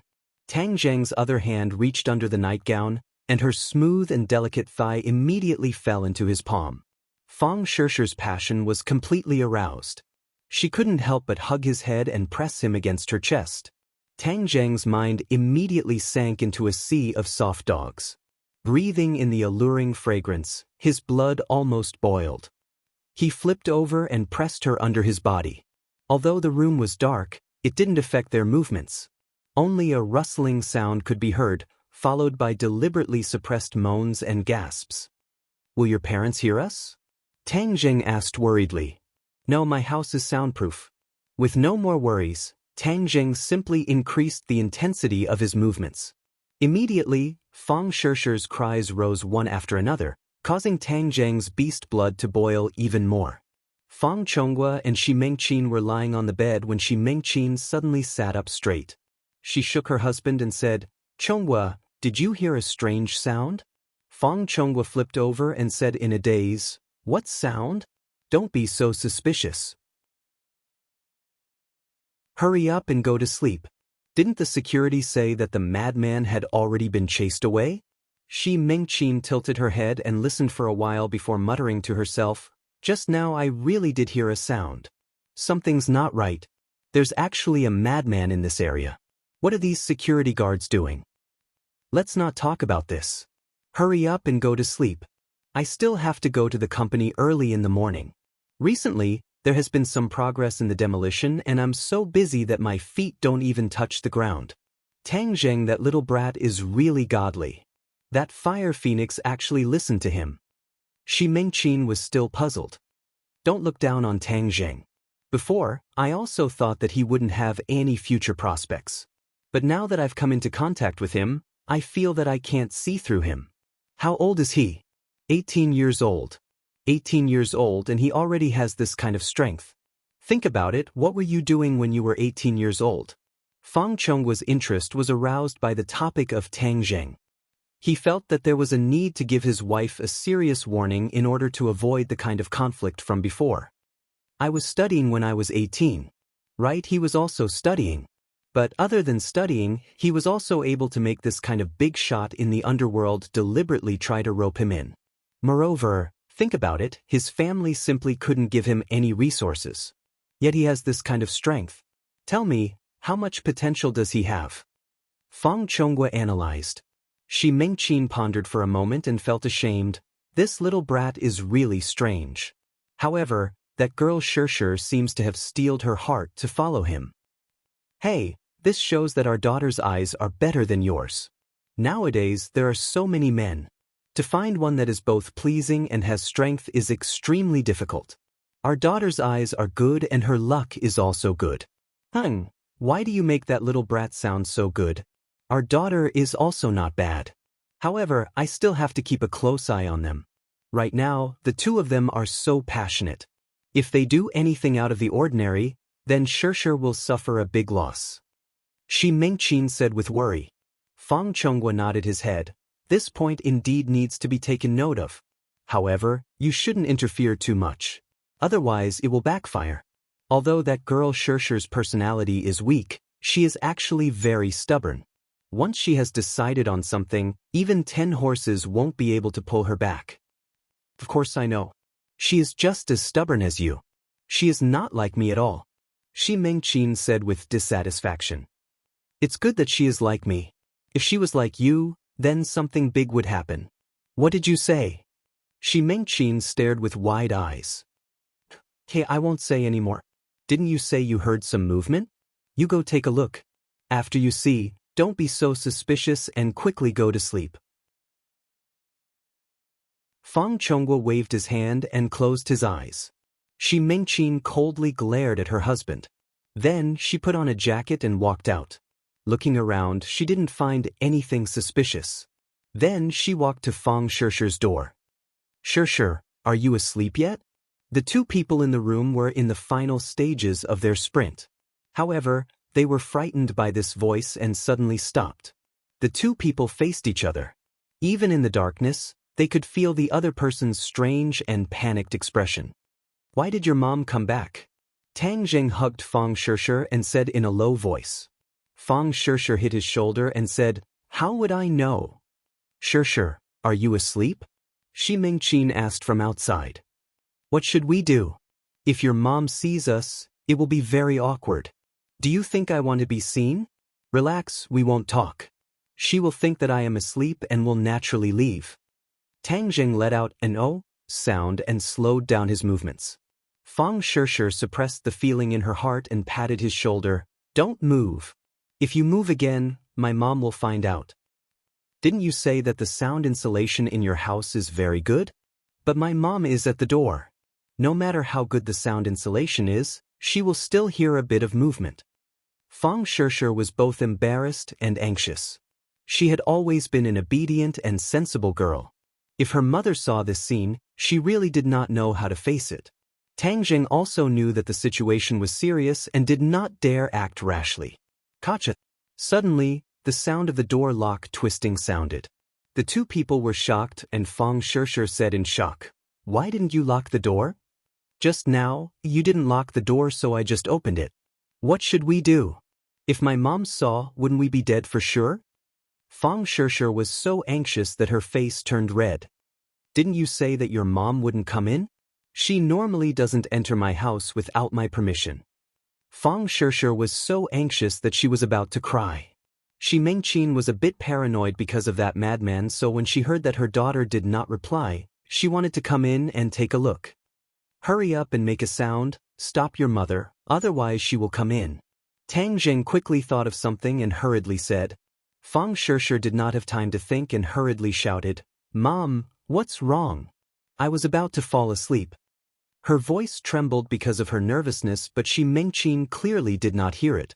The sound of the door opening finally stopped and Shi Mengqin said, Oh, then hurry up and sleep. I just wanted to see if you were asleep. Mom, I'm going to sleep. You should also rest early. Then I'm going back to sleep. Pooh. The two people let out a sigh of relief at the same time. They looked at each other and almost could not help but laugh. This kind of experience was too exciting. It's all your fault. You almost made me lose face. Feng Shishir coquettishly said. I also didn't know that your mom would come back. Tang Jing felt very innocent. Hurry up and lock the door. Don't wait for her to come back. That would be troublesome. Feng Shishir pointed at the door and warned. Okay, I'll go lock the door. Tang Jing hurriedly got off the bed and carefully locked the door before leaping towards the bed. Be careful and hurry up. You were interrupted just now. So annoying. Yeah, your mom really doesn't want me to have a good time. This will scare people into impotence. Let me touch it. Feng Shishir naughtily stretched out her hand. How am I impotent? I have such a beautiful girlfriend and yet I'm impotent. Then wouldn't it be too much of a loss for me? Let's continue. Tang Jing leaped forward and the room rang out again. Lower your voice. I suspect that just now it was your mom who heard something. Then slow down a bit. The two people in this kind of darkness felt both warm and a little worried. It was incomparably exciting and extremely erotic. It could be said that this was the most wonderful moment of life. But there were some people who were not so wonderful. Daoist Tianji was hiding in a corner, looking at the rows of villas and the dozens of police officers. Just now he had injured quite a few security guards. Adding on the fact that this was a villa district, the people who lived here were either rich or noble, so the police did not dare to be negligent. Without catching the real culprit, they did not dare to leave. They formed patrol teams in 2s and 3s to search the area, making it impossible for Daoist Tianji to get close. Daoist Tianji had never felt so vexed before. He was burned into a beggar by a little brat and was even chased by the police. This was really bad luck. But he did not intend to give up. Besides wanting to take revenge for his disciple, the more important reason was because of Tang Jing's strange behavior. That exquisite sword technique and that strange true fire, he wanted to understand what was going on. He subconsciously felt that Tang Jing's body must have a huge secret. If he knew this secret, then there would be great benefits. So, he definitely could not let Tang Jing go. He did not even blink as he stared at the Tang Jing who could appear at any time. The sky gradually turned white. Daoist Tianji had waited for an entire night but did not even see half of Tang Jing's shadow. He could not help but feel disappointed and angry. Even if I have to dig 3 feet into the ground, I will still find him. He clenched his teeth and fiercely said to himself, Men, this madman is here. Quickly catch him. Suddenly, a policeman saw Daoist Tianji and hurriedly shouted. A large wave of policemen swarmed over.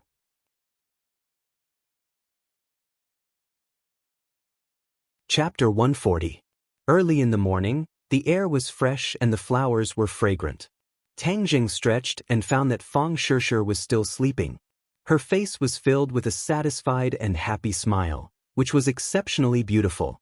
Last night, the two of them were very busy and only fell asleep in the middle of the night. Besides the last time they had intimate contact at Tang Jing's new home, this was only the second time, so they didn't stop there. Instead, it was as fierce as a storm. Feng Shishir seemed to have adapted to him. She was immersed in this wonderful feeling and kept taking.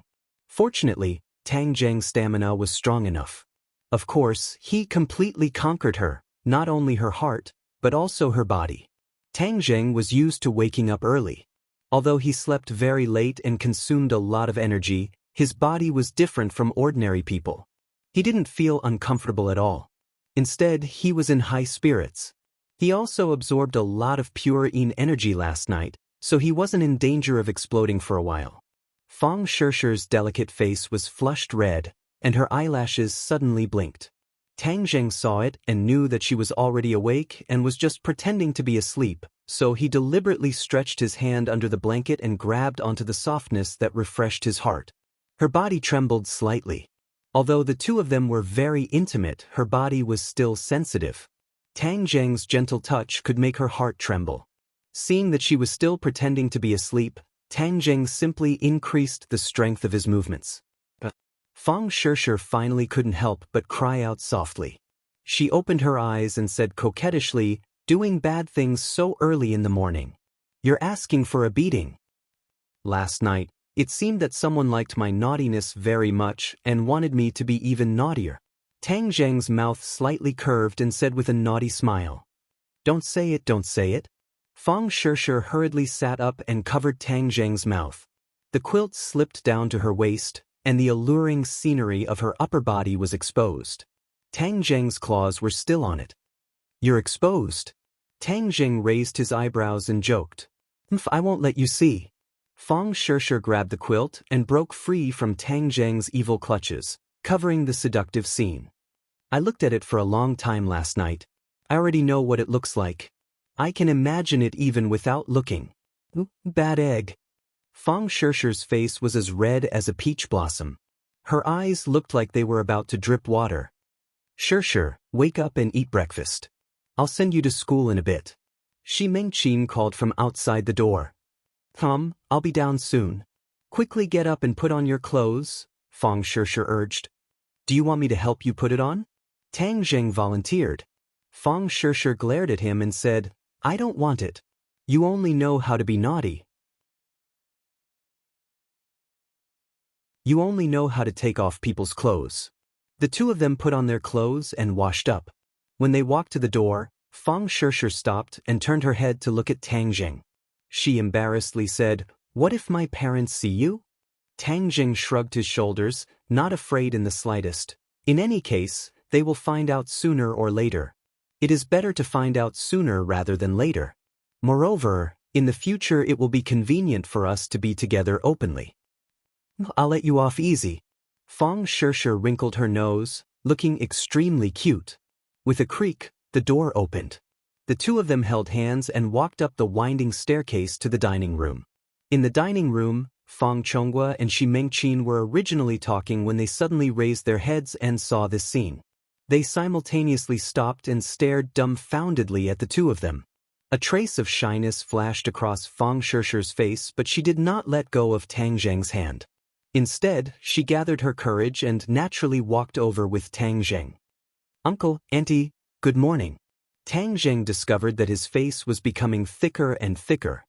He was not flustered in the slightest, as if nothing had happened. On the contrary, Fang Shishir bashfully lowered her head, not daring to look at her parents.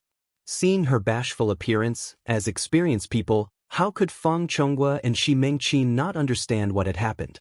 They tacitly looked at each other and couldn't help but think of last night's topic. Didn't they plan on repeatedly reminding Fang Shishir about that kind of thing? But after only one night, it was already too late. Heavens, the two of them were about to collapse. This matter came too suddenly.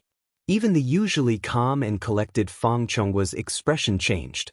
Shi Mengqin glared at Fang Shishir and was about to flip out when Fang Chonghua saw that the situation was not good and hurriedly grabbed her hand. The matter had already happened, so flipping out would not help and would instead make the situation worse. It seems that his daughter had truly grown up. Fang Chonghua inwardly sighed.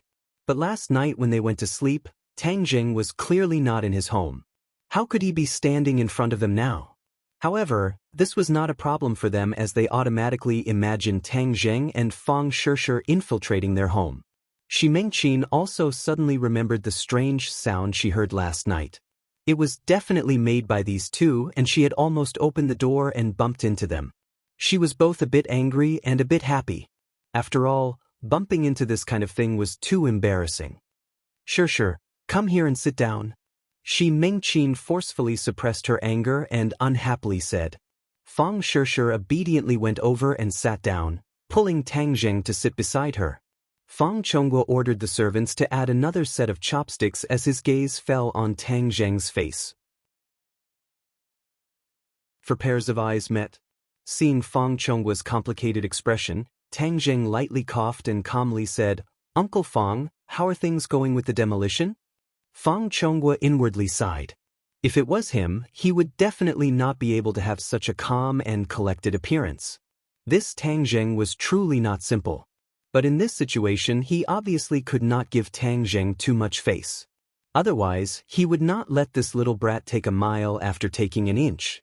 Therefore, Fang Chonghua did his best to make his expression serious and not appear angry as he solemnly said, "The demolition has already begun. Boss Hua's company truly lives up to its name." "That's good." Tang Zheng nodded his head and began to eat. Tang Zheng felt that he had to admire his own courage and determination. If it was before, he would definitely have a guilty conscience. But now that he had dealt with so many strange things, this situation did not make him feel guilty at all. Seeing the calm and collected Tang Zheng, Shi Mengqin fiercely glared at him. Then, she pulled Fang Shishir, who had almost finished eating, and said, "Follow me." Fang Shishir reluctantly looked at Tang Zheng.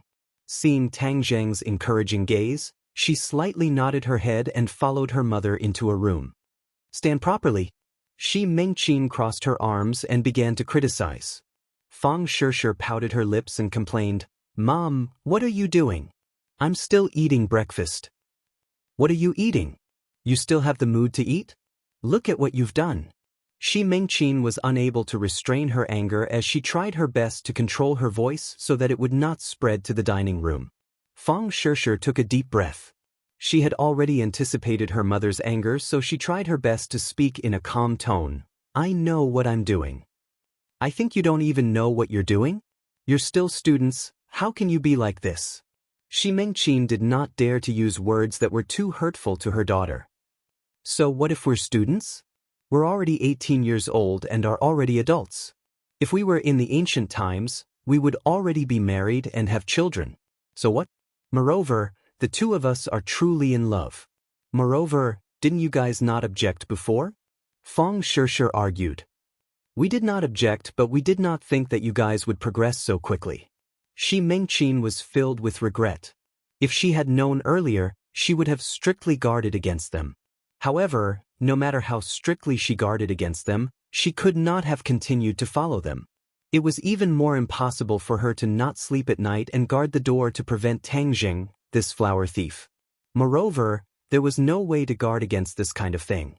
Seeing her daughter's determined appearance, Shi Mengqin was speechless and could only gnash her teeth in hatred. Fang Shishir saw that her mother's anger had subsided a little and hurriedly held onto her hand. She said with a smile, "Mom, I know you treat me well, but I also have my own feelings and my own decisions. I also know how to treat myself well, so you don't need to worry. Tang Zheng treats me very well." He treats you well now, but that does not guarantee that he will treat you well in the future. In the future, he will definitely treat me well. I understand him." She knew Tang Zheng's true secret, so she had the confidence to say these words. "How long have you guys known each other and you dare to say that you understand him?" 3 years. That's a long time, right? I remember that you and Dad only knew each other for 2 years before getting married." Fang Shishir mischievously said. "Go to the side. I am talking about your problems. How did it involve me and your dad?" Fang Shishir chuckled. "I really envy you and my dad. In the future, we will definitely be a copy of you and be as happy as you too." Shi Mengqin opened her mouth but was speechless. She could not possibly say that she was not happy right now. This daughter of hers had truly grown up and was becoming more and more eloquent. She let out a long sigh and said, Shishir, don't blame Mom for her bad attitude. I have seen too many ungrateful men, so this is all for your good." Fang Shishir hurriedly nodded her head. I know Mom treats me well and I will always remember this in my heart. However, Tang Zheng is not that kind of ungrateful man. Moreover, he is very amazing." As she said this, her eyes lit up as her large eyes were filled with worship and love.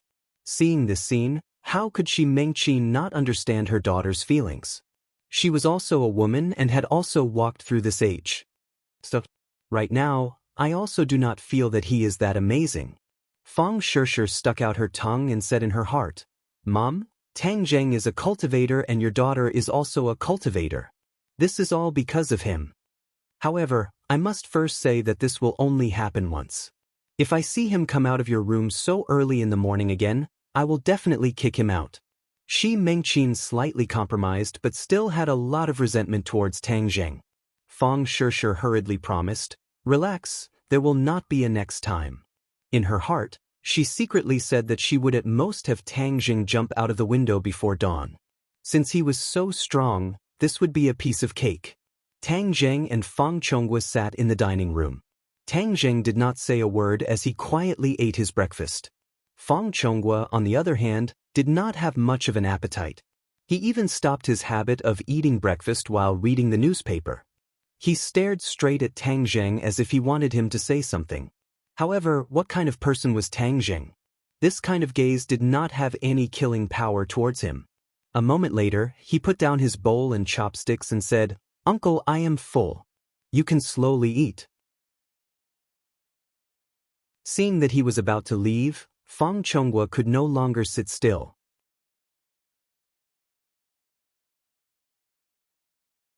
Chapter 141. Tang Jing, wait a moment. Fang Chonghua finally opened his mouth. Tang Jing stopped, sat up straight and asked, "Uncle, is there anything else?" Fang Chonghua wanted to say something but hesitated. "You and Shirshir," Tang Jing seriously said. "Uncle, perhaps this is a bit sudden for you, but I must solemnly declare that Shirshir and I truly like each other. If we truly want to be together, there is no difficulty that can stop us." Tang Jing's attitude was somewhat unyielding.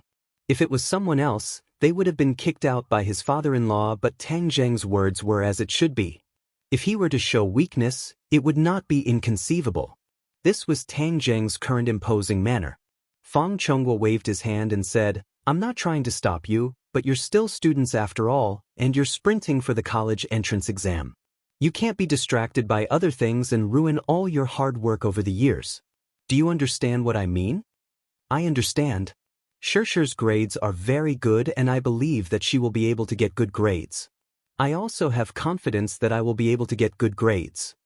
Tang Jing's voice was sonorous and powerful, making it impossible for anyone to doubt him.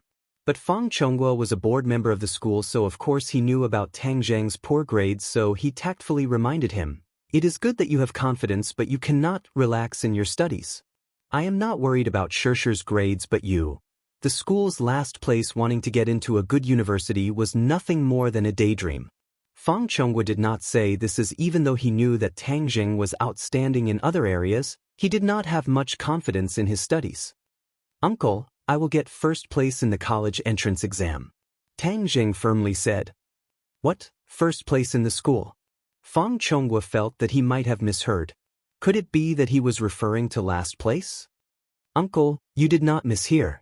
I will get first place in the school and enter a good university," Tang Jing repeated. Fang Chonghua finally knew that he did not mishear, but was this really possible? Shi Mengqin and Fang Shirshir walked out and coincidentally heard these words. Shi Mengqin's eyes widened in disbelief. Wasn't he afraid of biting his tongue by saying such big words? Unexpectedly, Fang Shirshir walked over and held his hand. They looked at each other and smiled. She also said firmly, "I believe you." Fang Chonghua and Shi Mengqin looked at each other, not understanding where Tang Jing's confidence came from. Furthermore, Fang Shirshir believed in him so much, as if she was possessed. Tang Jing didn't need to explain too much, so he lightly said, "I also made a bet with the school's Wu Cuehong. If I get first place in the school, then she doesn't deserve to be a teacher and must leave Pengqing International School." "Uncle, you're the school's director, so I hope that when the time comes, you can supervise her carrying out this bet. Is what you said true?" Fang Chonghua had never heard of this bet, but he could see the strong confidence in Tang Jing's eyes. Moreover, with Tang Jing's personality, he definitely wouldn't make this bet knowing that he would lose. This meant that from the moment he placed the bet, he already knew that he would win. "Of course it's true. Tang Jing is much stronger than me. He is just temporarily hiding his strength," Fang Shirshir impatiently said. Fang Chonghua and Shi Mengqin felt that their brains were not enough today. Was Tang Jing deliberately hiding his strength by getting last place? But this was too deep. Was there a need to get last place to hide his strength? Tang Jing did not want to explain the specific reason to them.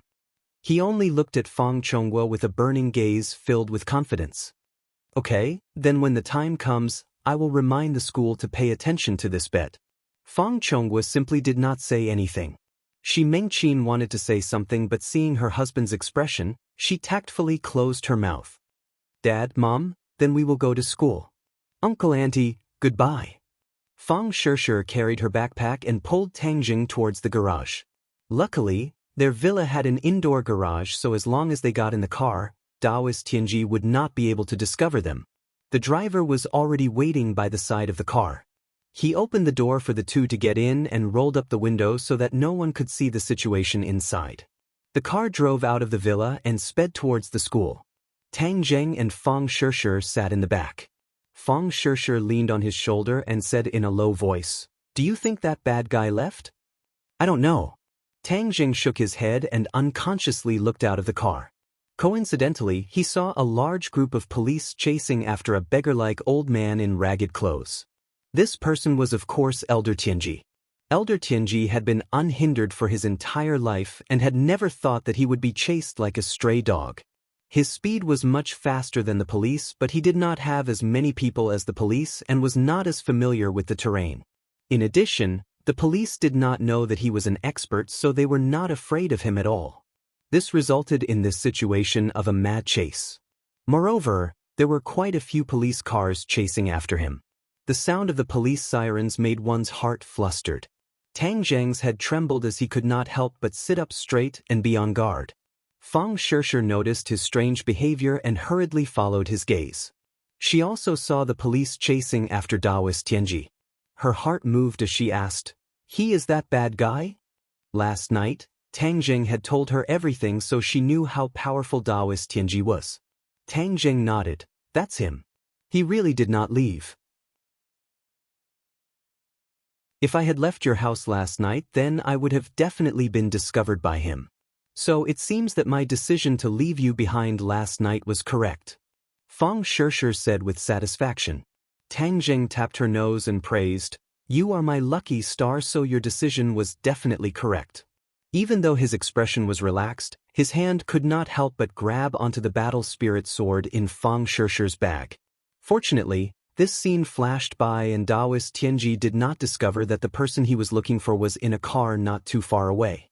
He did not dare to use the earth shrinking technique in front of so many people as it was too eye-catching. If he were to be noticed by the country's people, then he would not have a good ending. Even though he was a first-grade foundation establishment cultivator and his strength was not bad, the martial artists in this world were not weak either. Moreover, there were too many experts and he was far from being a match for them. So he could only madly run and hope that he could quickly get rid of this group of damned police. Not long after, the police and police cars disappeared from Tang Zheng's sight. The two people safely arrived at the school and Tang Zheng's heart finally relaxed as he focused on class. However, there was someone who was unable to concentrate, and Hoodlum was restlessly pacing around the large office. Hoodlum had a tall stature and his muscles were bulging. The veins on his arms were bulging like green pythons coiling around his muscles. His eyes revealed an ominous glint as his heart was in turmoil. The people he had sent to assassinate Tang Zheng last night could not be contacted. It was just to get rid of a high school student. Furthermore, in order to emphasize the importance of Song Donghua's mission, he had sent out 6 people. Moreover, they were led by his head, Scarface. For a single student, this was simply too much. But why was there no news? Even when he called, no one answered. Hoodlum had sent out his little brothers early in the morning to look for these 6 people, as he guessed that they had drunk some wine and ran off somewhere to enjoy themselves. When I find them, I will definitely fiercely teach them a lesson. They are simply too outrageous. Brother Fei, we found Scarface and the others. One of his little brothers walked in with a strange expression as he respectfully reported. "Why do you have such a dead face so early in the morning? Did you die or something?" Hoodlum unhappily reprimanded, "Speak, what exactly happened to Scarface and the others?" The little brother hurriedly lowered his head and fearfully said, "Brother Fei, this matter is very strange. You should personally make a trip." "Strange? This daddy has seen many strange things. How strange can it be? Hurry up and tell me, what exactly happened?" Hoodlum impatiently reprimanded. Seeing that his boss was about to flip out, The little brother took a deep breath and finally gathered his courage as he stammered, "Scarface's little brothers are all dead." Hoodlum was shocked as he could not believe it. A few people had actually died trying to deal with a high school student. This was simply too strange. What exactly happened? Hoodlum sternly asked. The little brother fearfully shook his head. "Boss, I am also not clear. You should go and take a look." "Okay, let's go. This daddy wants to see what exactly happened." Half an hour later, Hoodlum stood in the desolate construction site of the unmarked common graves as he blankly stared at everything in front of him. He finally understood his little brother's feelings. This was simply too strange. "Brother Fei, we found their van and then found this place." The little brother still did not dare to look at the bloody scene. Hoodlum's face was ashen as his little brothers had actually died so miserably. Their heads had been separated from their bodies and some of their stomachs had been torn open with their organs spilling all over the ground. This was simply like hell on earth. Even the chaotic battles of the underworld were not this miserable. "Who can tell me what exactly happened?" The other little brothers did not dare to look at his eyes as they hurriedly lowered their heads. No one dared to speak. "Where's Scarface? How come I don't see his corpse here?" "Scarface is still alive," the little brother said. "Then capture him for this daddy. This daddy wants to ask what the fuck happened." Hoodlum was flustered and exasperated. It had been a long time since he had been this angry. What was originally an insignificant matter had actually turned out like this. 5 of his little brothers had died, and they had died so miserably. If he did not find an explanation, then not only would his little brothers be bitterly disappointed, he would also become a laughingstock and damage his reputation. The little brother wanted to say something but hesitated. In the end, he did not say anything as he turned around and walked towards the van, dragging along a person as he staggered over. Hoodlum looked at the person walking over in astonishment as his eyebrows jumped. Scarface was his leader and was also his trusted little brother. Of course, he was very familiar with him. Scarface was vicious and merciless, and was extremely good at fighting. However, although this person in front of him had the appearance of Scarface, he did not have any spirit. His face was lifeless like a fool and was completely different from the Scarface that he knew. Hoodlum became even more suspicious. Just what had happened to make his ruthless leader become like this? He had to find out. He grabbed Scarface's collar and angrily roared, "Scarface, just what happened?"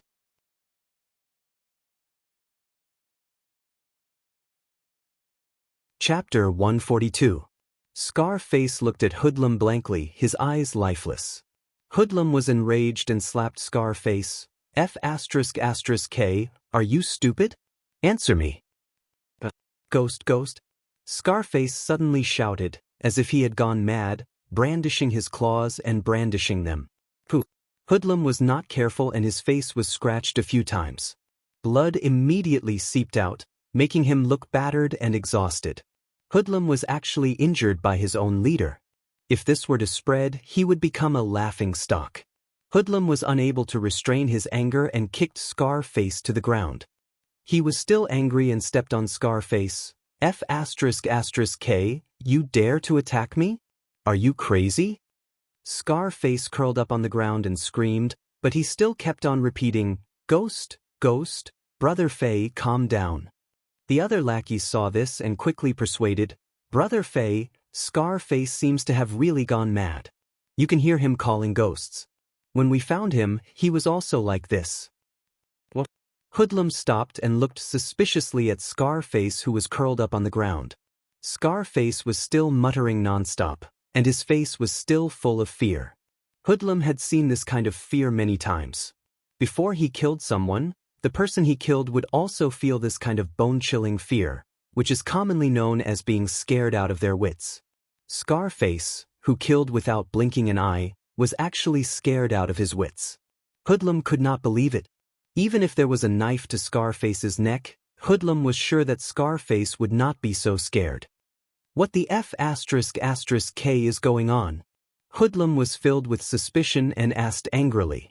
The lackeys trembled in fear and hesitated to speak. What are you waiting for? If you don't speak, I will cripple you. The underling trembled and pointed at the ground under his feet. Brother Fei, do you still remember where we are? Hoodlum frowned and looked around. This place was extremely desolate, and there were barely any signs of life. What kind of place was this? What kind of place is this?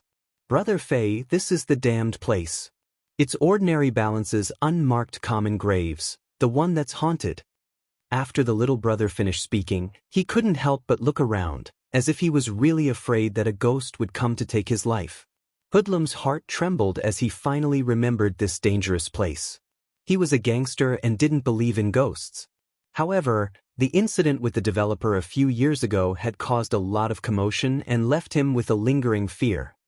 Brother Fei, I'm guessing that Scarface and the others encountered something dirty. That's why they died so miserably. That's why he became an idiot.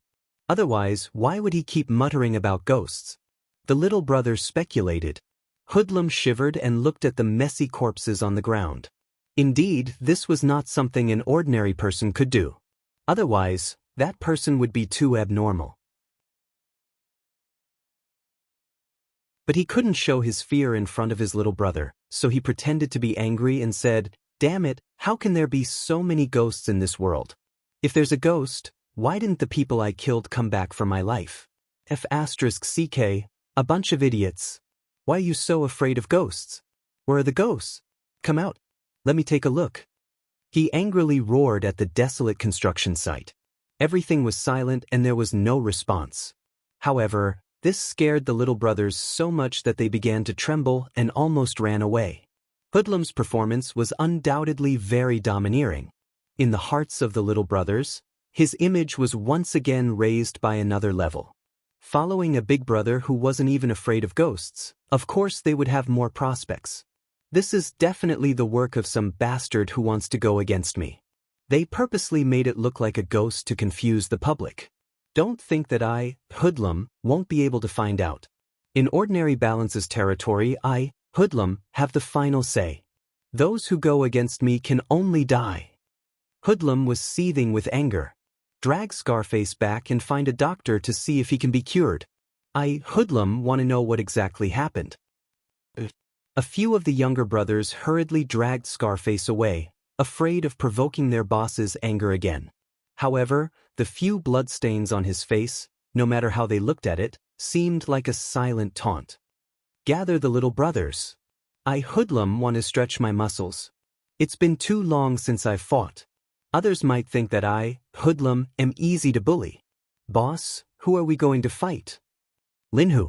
Several little brothers' eyes lit up as they agreed. Recently, Lin Hu has been jumping around happily. He even swallowed up Boss Fan's territory. Why don't we go and eat up his territory? Let's see if he can still be so arrogant. Hoodlum disdainfully snorted. In ordinary balances territory, Master Huang has the final say. They have been fighting to the death and Master Huang has seen it all. Since they dare to bite back at Master Huang, then their time of death has come. These words were indeed the truth. The current situation where several parties coexisted was something that Huang Si had tacitly agreed to. He did not keep all of the territory in his hands because he was worried that others would say that he was monopolizing it. Thus, he occupied the most profitable territory and left the rest for others to fight over. Not only did he not lose much profit, he even gained a good reputation. It was really like being a bitch and still wanting to build a monument. The little brothers became excited. With territory to fight over, they would have even more profits in the future. Thus, they temporarily forgot about the ghost matter and contacted their little brothers to take action. Ding-ling-ling. Suddenly, Hoodlum's phone rang. "Hello, who is this?" Hoodlum angrily asked. "Hoodlum, did you eat gunpowder? Why are you so angry?" "Ah, Secretary Song, it's you." Hoodlum's voice softened as he waved his hands, sending his little brothers away. Hoodlum had invested quite a bit in Song Donghua and knew of his strength. No matter how imposing and fierce he was in front of his little brothers, in front of Song Donghua, he was incomparably obedient and listened to his orders. This society was not like the past where one could rely on fighting and killing to get to the top. This society had a dark side and the country would tacitly allow it to exist. However, if the country really wanted to make a move, they would be like a mantis trying to stop a chariot. Hoodlum understood this principle, so he had always tried to rope in officials. In the end, he had spent a lot of effort to hug the thighs of Secretary Song Donghua. Although he had spent quite a bit of money, the results were very good. For example, last time, his little brothers had been caught and sent to the police station. In the end, Secretary Song only needed to make a phone call to solve the problem and his little brothers were released. Thus, Hoodlum carefully maintained this relationship. As long as it was something Song Donghua asked him to do, he would definitely do his best to do it. For example, this time's matter. Although this time he had clearly messed up, he could still fix it. Wasn't it just dealing with a high school student? It was a piece of cake. How are things? Song Donghua went straight to the point. Hoodlum did not dare to say that he messed up and hurriedly said, "It will be done in 2 days. Secretary Song, you can rest assured that I will handle it." Song Donghua unhappily said, "Didn't you say that you were going to make a move last night?" It seems that Song Donghua was a person who would definitely take revenge for the smallest grievance. Hoodlum evasively said, "Secretary Song, there was a small matter last night, so it was delayed. Don't worry, I will definitely handle this matter beautifully. I guarantee that you will be satisfied. Don't make me wait too long, otherwise I will lose my patience. If that happens, you will not be able to handle your matters in the future." Secretary Song threatened. "Yes, Secretary Song, don't worry. I will definitely get it done as soon as possible." After hanging up the phone, Hoodlum went silent. "Today, after dealing with Lin Hu, I will personally make a trip to meet this high school student." Hey, to personally deal with a high school student, it really is too much of a fuss. At noon, Xingshi Bar had not yet opened, but a group of people had already arrived. It was clear that they were not customers but had ill intentions. When Lin Hu's little brothers saw this, they quickly ran upstairs to report. A loud sound rang out as Hoodlum sent the door flying with a kick, smashing into the wall far away. He stood imposingly at the entrance, glaring angrily. Sweeping his gaze, Lin Hu's lackeys all hid far away. "Yo, isn't this Brother Fei? Why are you so angry? Come, give Brother Fei a glass of wine. Put in some ice to cool down his anger." Dongzi came out to greet him and feigned enthusiasm. "Who the F***ck are you? What qualifications do you have to speak in front of me? Scram, tell your boss Lin Hu to come talk to me. Otherwise, I will start smashing." Hoodlum said arrogantly. Behind him, over 100 little brothers immediately screamed and waved the sticks in their hands. It was a frightening sight. "Brother Fei, I am Brother Hu's little brother Dongzi. If you have anything to say, you can tell me," Dongzi said while suppressing his anger. "Pei tell you? Are you even worthy?" Hoodlum's leg flew up and swept towards Dongzi. Dongzi reacted quickly and immediately raised his arm to block. Although he blocked, there was still a muffled sound as Dongzi flew out and smashed into the counter. It could be seen how powerful that kick was. "Pei, you can't even withstand a single blow." Hoodlum disdainfully spat out a mouthful of saliva. Behind him, his little brothers cheered him on. "Brother Fei is mighty." Lin Hu's little brothers began to stir and were about to charge forward when they saw Dongzi stumbling as he stood up and blocked his little brother. He wiped the blood from the corner of his mouth and asked with a gloomy face, "Brother Fei, you're not being particular. Are you trying to pick a fight with Brother Hu?" "So what if I want to pick a fight with him? Let me tell you, not only will I pick a fight, I will also ruthlessly step on Lin Hu so that he will never be able to rise again," Hoodlum said with a murderous look. "Yo, Brother Fei, you're so aggressive. Did you eat a bull's penis early in the morning?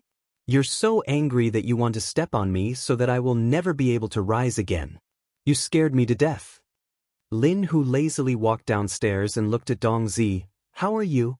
Dongzi clenched his teeth and shook his head. "I'm fine." Lin Hu nodded his head as he walked towards Hoodlum. Hoodlum's pupils shrunk as they had not seen each other for a short period of time, and Lin Hu's aura seemed to have changed. He was now filled with confidence. "Brother Fei, what happened to your face? Did some little girl scratch you? Hey, you're going to be disfigured." Lin Hu jokingly said, but in his heart he was very puzzled as why Hoodlum would come looking for him. Could it be that Fire Phoenix had told on him? Impossible. Lin Hu decided to wait and see. Hoodlum was already angry, and mentioning the bloody scars on his face made him even angrier. It seemed like this fight was unavoidable.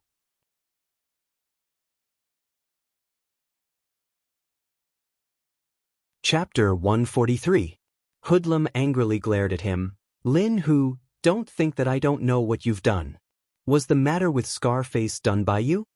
Actually, Hoodlum wasn't sure who was the one behind Scarface's matter, but he had a good reason, so he didn't mind pinning this matter on Lin Hu's head.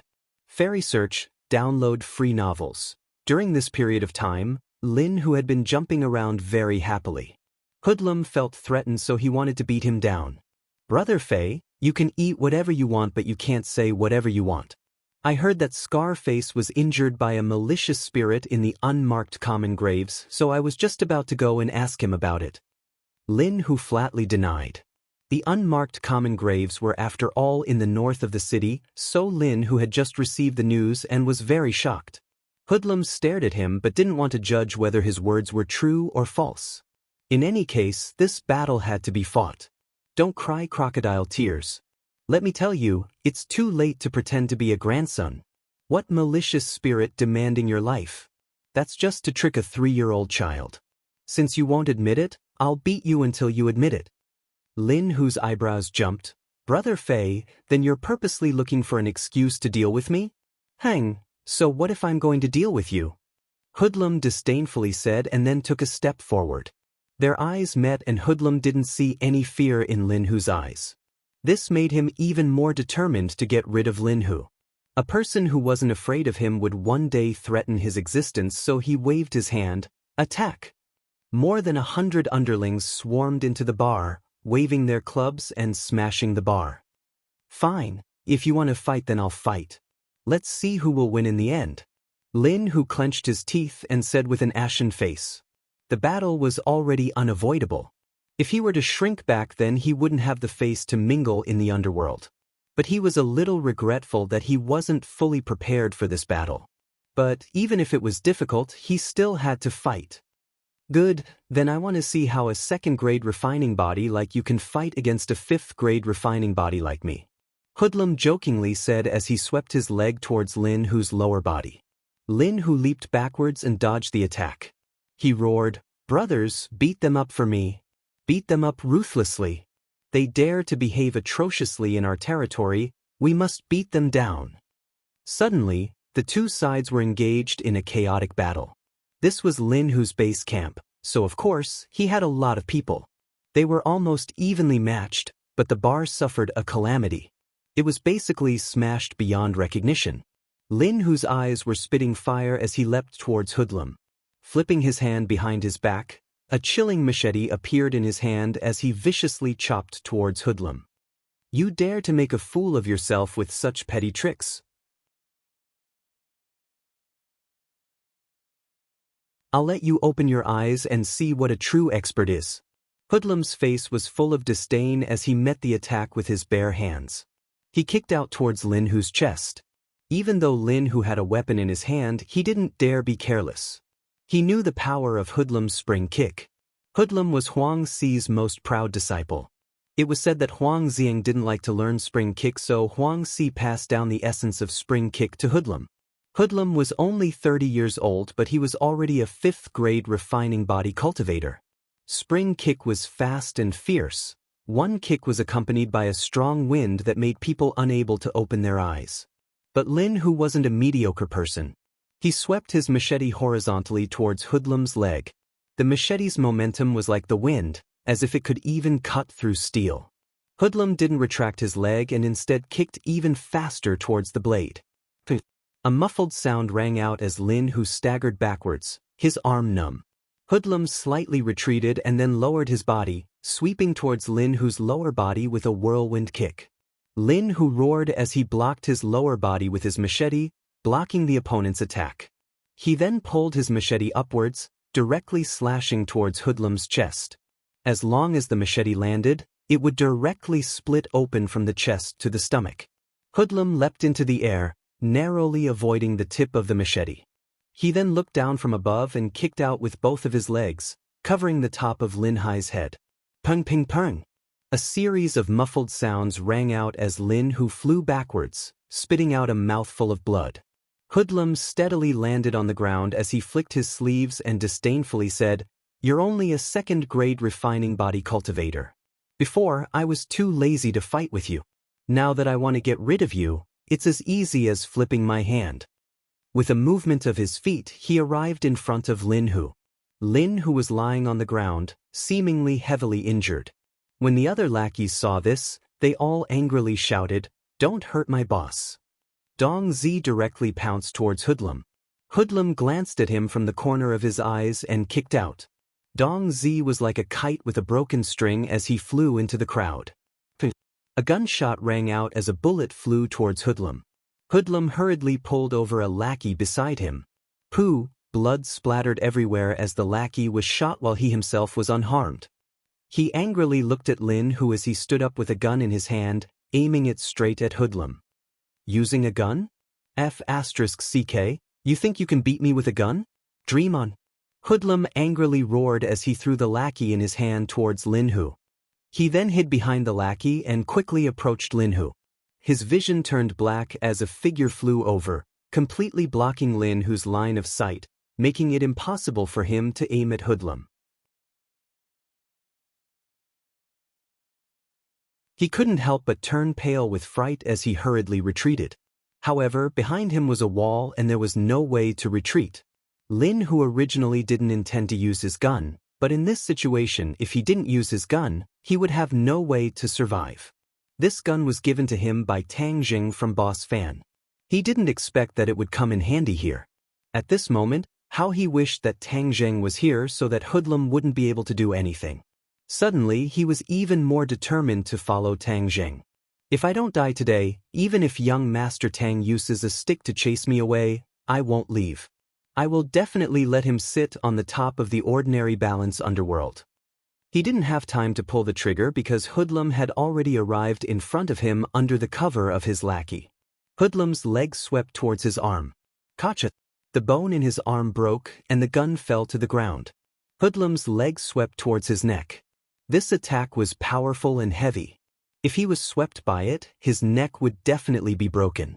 He hurriedly raised his only hand to block. Bang! He was sent flying into the crowd. One of Hoodlum's lackeys saw this and chopped at him with a knife. Clang! The other knife blocked the attack. Dao Zai held the knife with both hands and stood in front of him to protect him. Dao Zai was previously Boss Fan's head horse. Now he was under Lin Hu's command.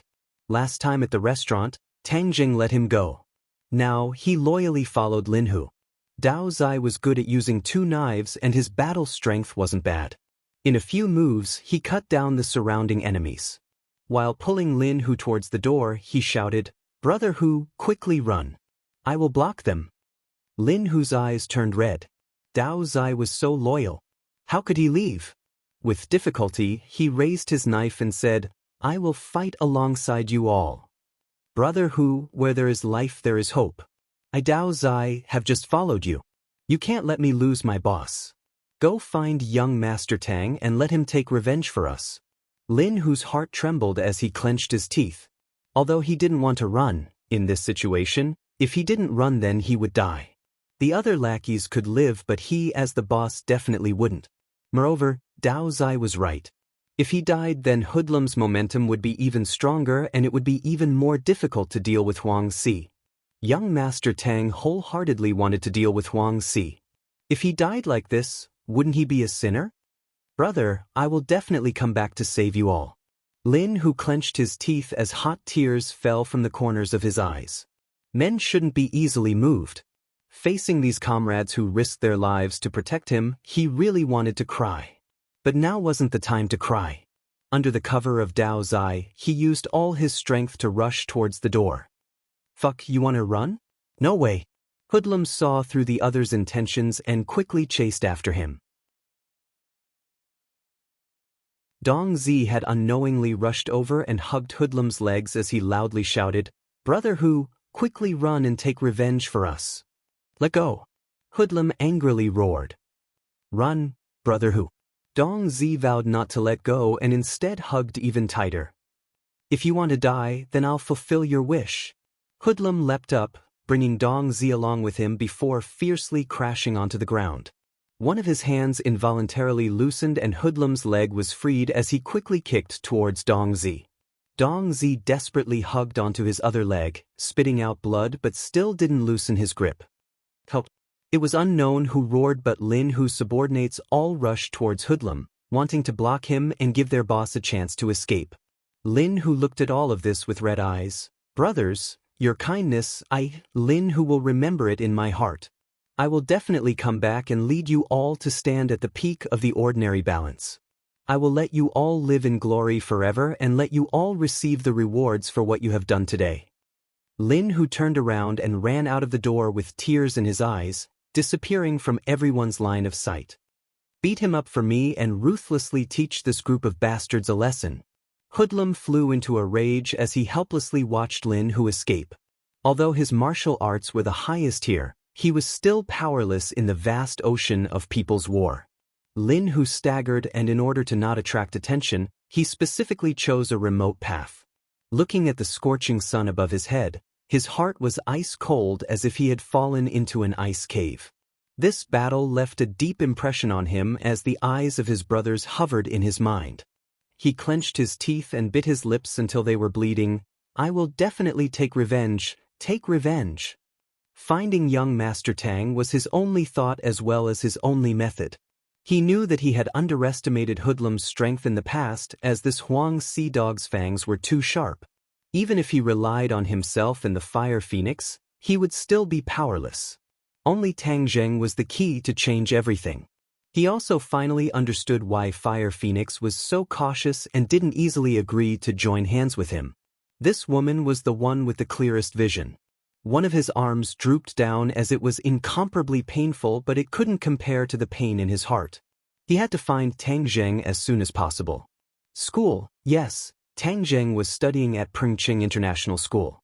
He didn't dare call for a taxi as he was deeply afraid that Hoodlum would catch up to him. He staggered all the way to Pengqing International School. His injuries weren't light. Not only did he suffer from the pain of losing his arm, he also suffered from internal injuries. The taste of Hoodlum's bouncing kick wasn't that good. Finally, he saw his destination in the distance as a group of students filed out.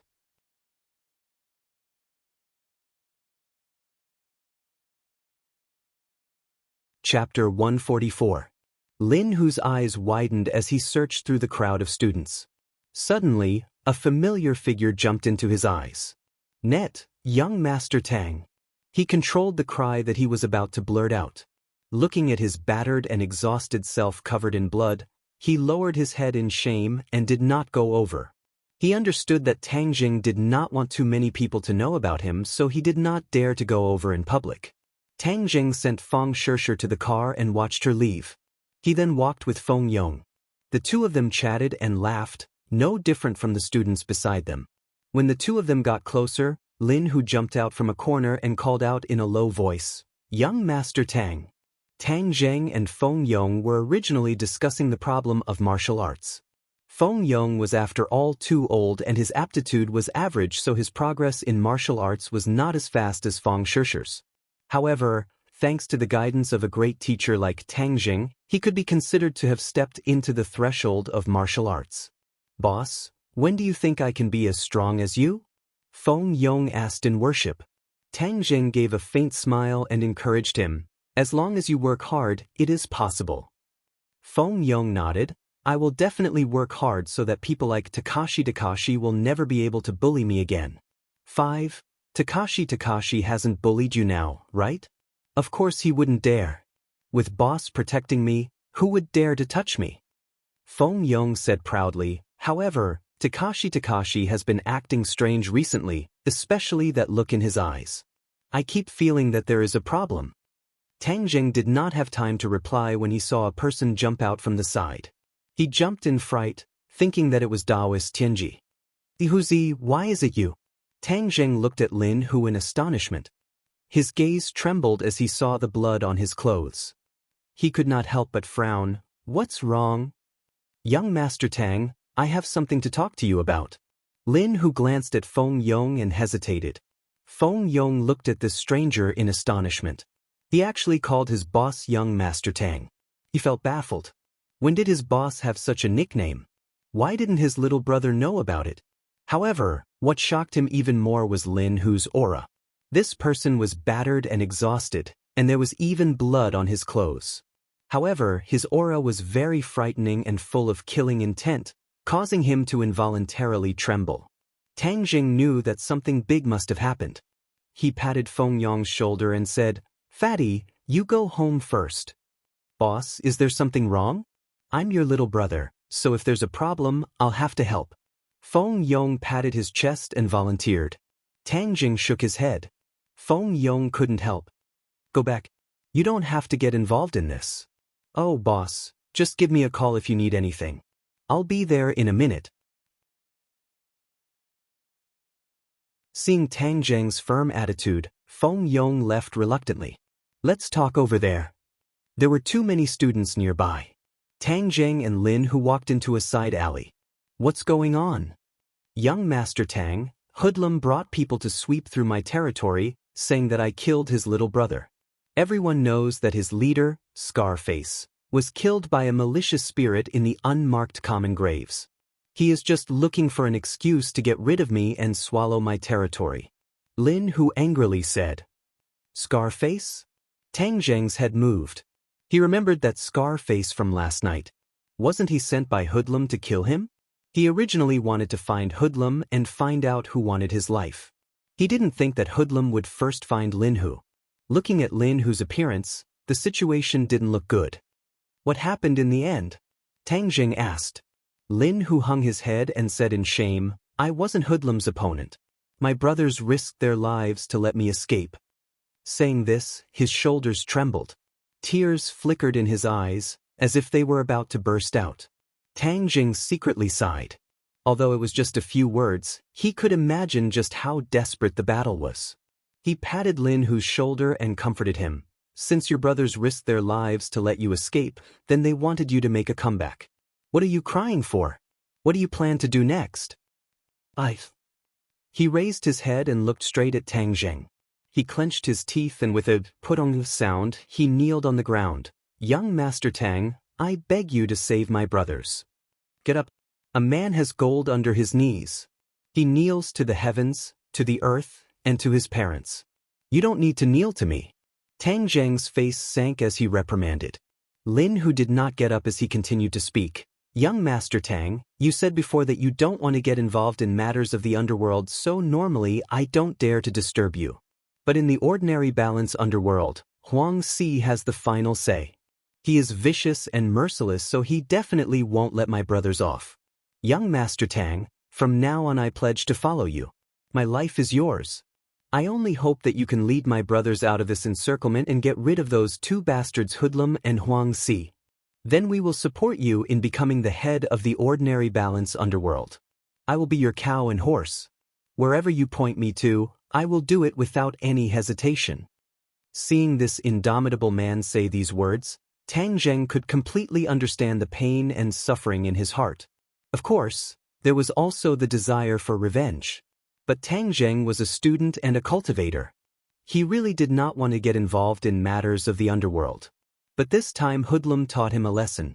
Although Scarface and the others could not harm him, they could easily harm others. In the future, when Tang Jing went to study elsewhere, what would happen to his grandfather? Would he also take his grandfather with him? Of course he had the strength to do so, but it was difficult to leave one's homeland. His grandfather definitely did not want to leave the ordinary balance. What if Hoodlum or Huang Si saw that they could not deal with him and turned to deal with his grandfather? He did not dare to think of the consequences. He had experienced too many dangers and did not dare to take this risk. Even if his grandfather was in the slightest bit of danger, he would definitely strangle this danger in the cradle. His eyes gradually became sharp as it seemed that Lin Hu's suggestion was not impossible. In the past, he had been too ambitious and had neglected this problem. Although matters of the underworld made his grandfather worried, as long as he had absolute strength and grasped the power of the underworld in his hands, Not only would this power not harm others, it would also ensure the safety of more people. Perhaps this was the result that his grandfather wanted to see. Moreover, this time Hoodlum had used the matter with Scarface as an excuse. This matter was related to Tang Jing, so he really should lend a helping hand. Seeing Lin Hu kneel on the ground, his eyes fervently looking at him, he nodded his head and said, "Since we and Hoodlum and Huang Si are like fire and water, then of course we should pull them down. Stand up, I promise you." Lin Hu was overjoyed as he resolutely said, "Young Master Tang, this life of mine is in your hands. I, Lin Hu, vow to follow young Master Tang until my death. If I have second thoughts, may the heavens and earth destroy me." Tang Jing grabbed both of his hands and helped him up. His heart gradually warmed as Tang Jing knew that he was a person who would eventually make a name for himself. Perhaps Lin Hu would be one of his subordinates. At this moment, his heart underwent a complete change. If it was before, even though he knew that he was a cultivator and would eventually be extraordinary, he did not carefully think about what would happen. However, Lin Hu had enlightened him. Huang Si, this kind of person, would vainly try to control a part of the world. With his own great potential, if he did not think of creating his own power, then it would be a complete waste of his own good fortune. Perhaps he would not be able to reach the heights of others in a short period of time, but he could take it one step at a time. In the future, there would be a day when he would stand at the top of the world and possess his own glory. Lin Hu never would have thought that he would be the one to help Tang Jing transform. This was perhaps the greatest benefit that he had brought to Tang Jing. "Young Master Tang, then what should we do now?" Tang Jing asked back. "You are more familiar with the situation than I am. What do you think we should do?" Lin Hu was startled. He knew that young Master Tang was testing him, so he pondered for a moment and said, "Hoodlum's strength is not ordinary. Originally, it would be impossible for me to deal with him. This time, I have lost many of my brothers, so dealing with him would be even more difficult. Therefore, I suggest that we work together with Fire Phoenix to deal with him." Seeing that Tang Jing did not object, he continued to say, "Fire Phoenix has long hated Huang Si to the bone. However, she did not have the strength to resist, so she had to compromise. This time, if she knew that young Master Tang wanted to join, then she would definitely have agreed. Even though I did not say it clearly before, she is very intelligent. She had long guessed that young Master Tang was not simple, so she purposely tried to rope you in." Tang Jing nodded his head. Lin Hu was much calmer than he had imagined. He did not say that he would immediately kill his way back. If he did, then he would only be a martial artist. This was how a brave and wise general should act. Even though Tang Jing did not understand much about the underworld, he still understood that when the weak faced the strong, they had to unite all the forces they could to resist. Moreover, Fire Phoenix had left a deep impression on him. This woman was very careful in every aspect. She tried to win over all the people who were worth winning over. Wasn't her intentions clear as day? She was very clear that there would come a day when her current glory would no longer exist, and she would even be killed. This was why she had asked for a promise from Tang Jing. This was a promise to save her life. It seems like she has been eyeing Huang Si covetously for a long time. When the time is right, she will definitely give him a fatal blow. "Let's go, we will go meet Fire Phoenix." Tang Jing was very confident as he loudly said, "But first go change out of your clothes, they are too eye-catching." Lin Hu excitedly nodded his head. "That's right, your arm is broken. First go see a doctor." Tang Jing said, "No problem, I can endure it." "Endure my ass. You will follow me in the future, so how can I let you become a cripple? Let's go, don't be so long-winded." Tang Jing loudly reprimanded. Lin Hu did not feel uncomfortable. Instead, his heart was filled with warmth. The gloominess from his previous defeat was completely swept away.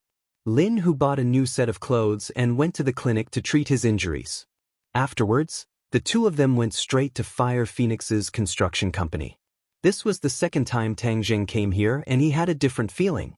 The last time he did not want to have too much contact with Fire Phoenix, but this time he had no choice but to form an alliance with her. The changes in the world were truly unexpected. In the hall, the atmosphere was heavy. Tang Zheng could clearly feel that there were many pairs of eyes staring at the two of them.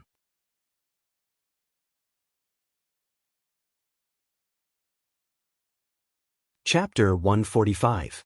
The sound of high heels hitting the ground gradually came closer as Fire Phoenix leisurely walked over and said with a smile that was not a smile, Brother Fei put a bounty on your head, yet you still dare to come to my place. Are you not afraid that I will capture you and bring you to him to claim credit? Lin, whose eyebrows jumped as he self-deprecatingly said, I never thought that there would be a day when I would have a bounty on my head. Amazed face, amazed face, Not only did he put a bounty on your head, he also spread the news that if you do not go to him and ask for forgiveness, then Dong Zi and Dao Zi will not be able to live. What? Lin, whose face sank, he captured my people to threaten me? Fire Phoenix lightly smiled. He knows that you are a righteous person and knows that this is your weak point. He is certain that you will definitely go find him. Am I right? Of course I will go find him. He swept my territory and hurt my brothers. I must take revenge for this. Lin, who gnashed his teeth. Fire Phoenix's beautiful eyes turned as she looked at Tang Zheng and said, Young Master Tang, what wind blew you here? Is Boss Fire not welcoming? Tang Zheng calmly asked. Fire Phoenix loudly laughed. Welcome, of course you are welcome. Tang Zheng looked left and right. Although there was not a single person around, he knew that there were many people secretly watching them. As long as Fire Phoenix gave the order, they would definitely attack. Fire Phoenix was truly cautious.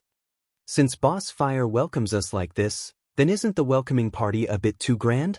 Tang Zheng pointed out as he asked. Fire Phoenix was slightly surprised as her people were all hidden and yet they were still discovered by Tang Zheng. She could not help but re-evaluate Tang Zheng. Although she had repeatedly raised her expectations of Tang Zheng, it was clear that she still underestimated his strength. Young Master Tang is truly powerful. My insignificant skills have been disgraced. She waved her hand and a wave of rustling sounds rang out as her subordinates retreated. Tang Zheng nodded. Boss Fire is truly forthright. Then let us go in and talk. Young Master Tang, Brother Hu, this way please. In the same office, the three of them sat down. This time, there was no secretary. Fire Phoenix personally poured tea for the two of them. Young Master Tang, why did you come with Brother Hu this time? I've always felt that you're keeping a respectful distance from me. Fire Phoenix went straight to the point. Boss Hua, I'm not keeping you at a respectful distance. It's just that I'm a student, so there are some things that I don't want to interfere too much. But today, Huzi and I came together to give you a big benefit. Tang Zheng said.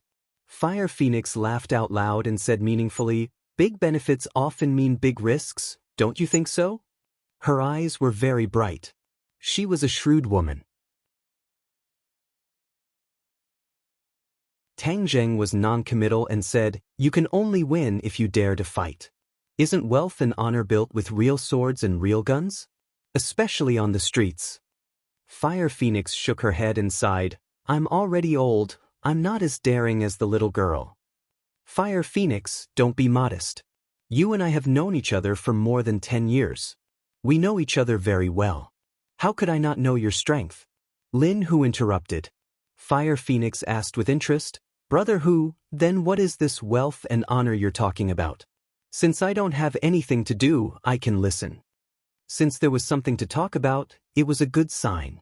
It seemed like Tang Zheng and Lin Hu's judgment was correct. This woman was tempted. Drag Huang Si off his high horse. His territory, Lin Hu gets 60% and you get 40%.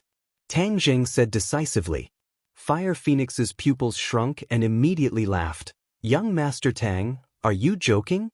Drag Huang Si off his high horse. No one has ever done this before. No one has ever done it before, but that doesn't mean no one will do it now. Tang Zheng said in a profound manner. Fire Phoenix stopped laughing and stared unblinkingly at Tang Zheng as if she wanted to see through him. Young Master Tang, where does your confidence come from? Ourselves. Tang Zheng said. Ourselves? Fire Phoenix's face was unprecedentedly serious. Tang Zheng's solemn vow did not mean he was an idiot. But she still could not see through him. Young Master Tang, Forgive me for speaking bluntly, but I understand your situation. I don't see anything that can contend against Huang Si. Even with brother Hu, you saw hoodlum take care of brother Hu by himself. What do you have to contend against Huang Si? Her gaze was sharp as she waited for the two's answer. With young Master Tang here, nothing will be a problem. Lin Hu was full of confidence as he had a kind of blind worship and trust towards Tang Jing. Fire Phoenix, on the other hand, asked, Young Master Tang, forgive me for asking, but what is your cultivation level? 6th grade refining body. Tang Jing answered truthfully. Fire Phoenix's eyes flashed with a trace of astonishment as she did not expect Tang Jing's cultivation level to be so high. Young Master Tang, I have to say that you have made me very surprised. To have such a cultivation level at such a young age, your future achievements will be limitless. But I have to ask you a very realistic question. Huang Si's cultivation level has already reached the 9th grade natal realm. Moreover, I heard that Huang Xiang recently obtained a mysterious cultivation technique which allowed him to progress at lightning speed. He is already a 1st grade natal realm cultivator. Even with the three of us together, how do you think we can deal with the 2 pre-celestial experts of the Huang clan? Lin Hu was shocked.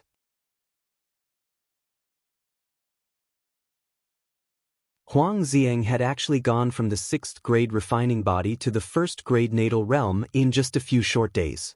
What kind of mysterious cultivation technique did he practice? He subconsciously looked towards Tang Jing only to see that Tang Jing's expression was a bit strange as he remained silent. No one spoke as they all quietly waited for Tang Jing's answer. But at this time, Tang Jing was actually communicating with Tian Chanzi. Didn't he say that the so-called mysterious cultivation technique he gave Huang Xiang had side effects? How did he reach the 1st grade natal realm so quickly? He was confused, so he had to ask Tian Chanzi. Hi hey, little brat, what I said about side effects is definitely not wrong. That little brat's cultivation speed is a bit faster than I expected. But the faster the better. The faster he is, the more advantageous it is for you. Tian Chanzi mysteriously said. Tang Jing curiously asked, what kind of side effects are there that you never told me? Hi hey, if he did not cultivate to the 1st grade natal realm, then this side effect would not have appeared. But since he reached it so quickly, does that mean the heavens are helping you? Tang Jing urged, you are becoming more and more like a fraud. Quickly tell me about the side effects. Tian Chanzi did not relent. In short, you don't have to worry about dealing with Huang Si. When the time comes, I will give you a big surprise. Tang Jing was helpless, but his heart was happy. Originally, he was prepared to let Tian Chanzi return to the sun and deal with Huang Si. Huang Si's cultivation was not enough in front of Tian Chanzi, and if he did not return to the sun, then Tang Jing was prepared to ask Feng Xinyang or Yi Tianlei for help. In short, he had many choices, which was why he was so fearless towards Huang Si. Of course, this was his trump card and he could not tell others. But now that Tian Chanzi was so confident, he was also full of doubts. But if Tian Chanzi did not say anything, then he could not do anything. Seeing that Lin Hu and Fire Phoenix were still looking at him, Tang Jing mysteriously said, Boss Fire, your considerations are correct. But you only considered the 3 of us and did not consider the person behind me. The person behind you? Fire Phoenix suddenly realized that Tang Jing had such a cultivation at such a young age, he definitely had a master to guide him. Thus, Fire Phoenix, like Feng Xinyang, automatically filled Tang Jing in with an unfathomable master. Finally, Fire Phoenix's gaze towards Tang Jing changed.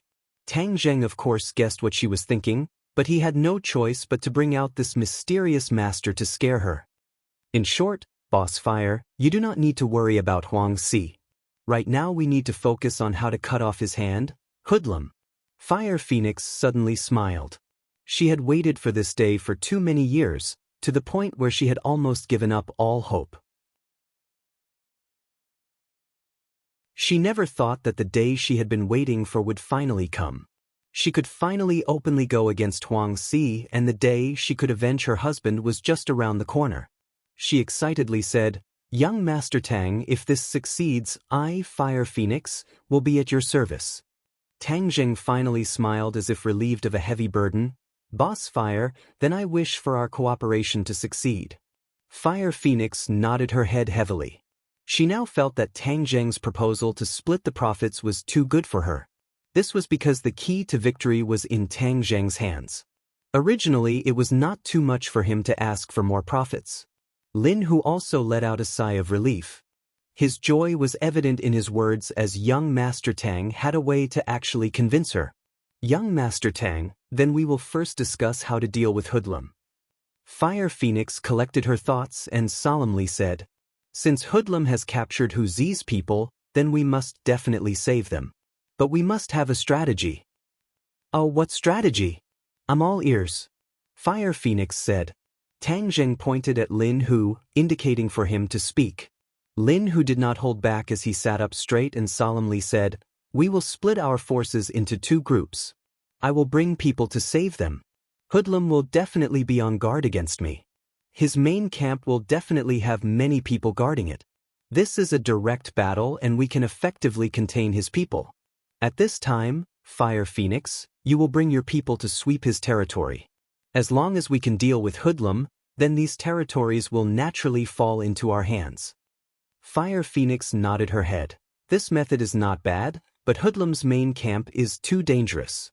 It will definitely be the place with the most people. Brother Hu, your little brothers have been scattered and after gathering together, there will not be many people left. So you can take some people from my side to support you.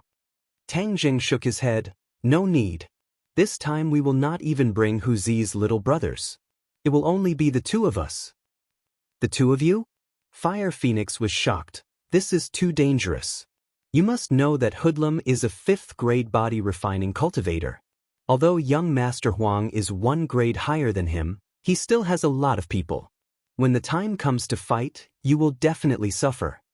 However, Tang Zheng still insisted on his opinion. I just want to do what others think is impossible. Not only do we have to win this battle, we also have to make our name known so that those who secretly covet us will not dare to act rashly. This kind of drastic change in the underworld would inevitably lead to some people trying to fish in troubled waters. Tang Zheng wanted to destroy these people's ambitions. Fire Phoenix still found it hard to imagine how the 2 of them could win. But since Tang Zheng was so confident, she did not try to persuade him. Young Master Tang, relax. Tonight, don't even think about leaving a single one of Hoodlum's territories.